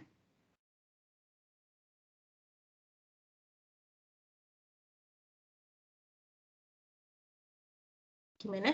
Ada yang mau ditanyain lagi?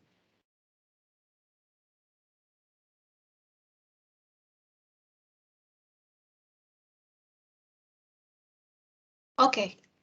Nah, sama ya kayak yang Mas Bondan udah di sesi sebelumnya juga, untuk karena materi kita ya cuman seperti itu aja untuk certification, karena kebanyakan ini nanti teman-teman bisa cover sendiri-sendiri gitu kan ya, bisa olah sendiri-sendiri, nanti bisa dibuka masing-masingnya ya sertifikasinya, dan nanti teman-teman bisa baca olah datanya dari mana aja, alokasinya dari mana aja, dan kebanyakan nanti bisa teman-teman olah jadi self learning ya. Nah, sisanya ya, kalau misalnya teman-teman tertarik untuk instructor led-nya ya, teman-teman bisa datang ke Trenoket, kunjungin ke link Trenoket, nanti kita ada di kemudian hari nanti kita mungkin bakal nyediain workshop-workshop lainnya juga. Jadi kayak materi-materi pembuatan aplikasi yang sebelumnya teman-teman udah self learning ini, pengen teman-teman kuasai dan dapetin penjelasannya langsung dari instrukturnya, nanti teman-teman bisa ya ikutin dari workshop-workshop Trenoket seperti tadi. Misalnya tadi kan kita udah tahu nih path-nya, baru nanti kita belajar yang tadi Mas Bondan ceritain, yang udah Mas Bondan jelasin tadi. Jadi teman-teman jadi lebih paham lagi gitu. Nggak cuma bermodalkan dari self learning aja gitu ya. Atau kalau mau ikut training berbayar nanti juga sama, bisa lihat dari website Trenoket dan nanti bisa ikutin website yang atau training yang tersedia seperti itu.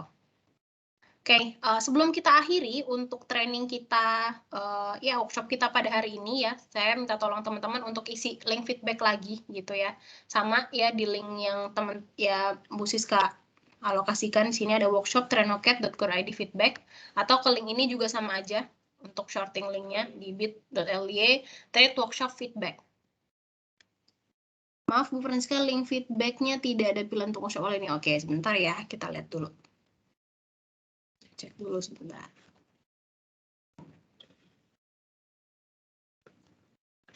Salah.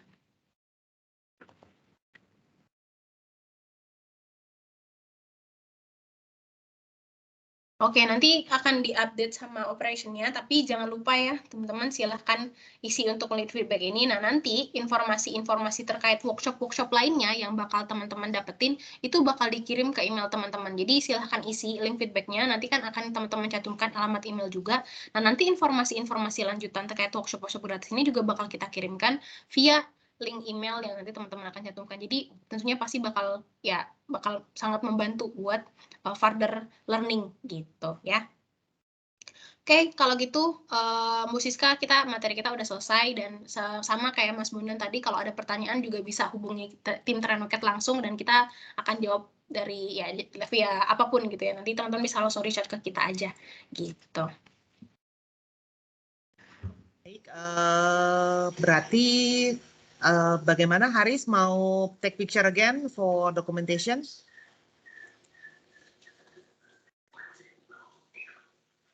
Halo, kita foto lagi untuk season yang ini. Buat teman-teman, boleh minta tolong dibuka lagi kameranya. Kita ada sesi foto lagi untuk sesi 2 workshop ini. Oke.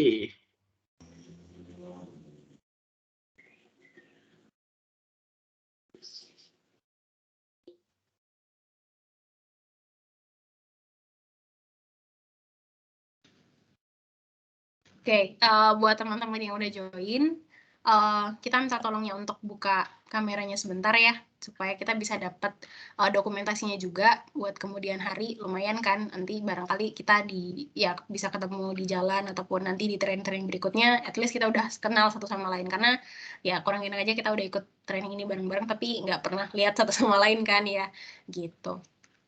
Oke, di sini udah ada Pak Rizky yang udah open cam. Thank you Pak Rizky. Oke, yang lain di sini yang udah hadir mungkin ada Pak Andi, Pak Hilman, Pak Irham, Pak Andi, Pak Nugroho, Pak Rino, Pak Rizky, Pak Yuda, mungkin bisa minta tolong dibuka kameranya dulu. Biar kita foto-foto sebentar untuk dokumentasi. Atau barangkali mungkin teman-teman ada yang sekarang device-nya lagi nggak support untuk pakai kamera dan mau change dulu ke HP, boleh, kita tunggu aja, nanti silakan konfirmasi aja dulu lewat chat box, gitu.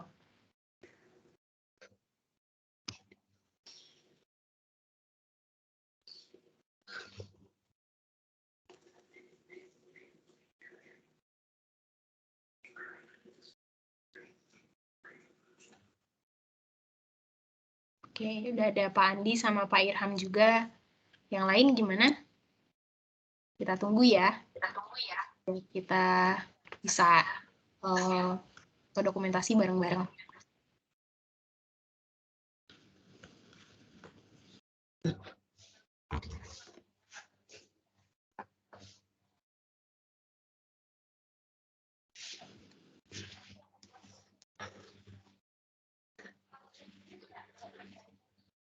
Gimana?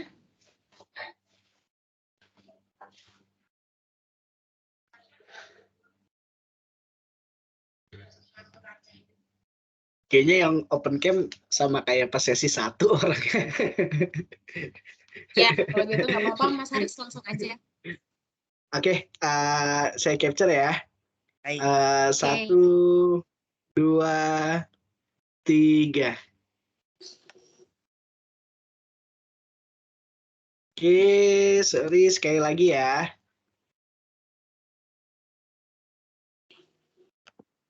1, 2, 3.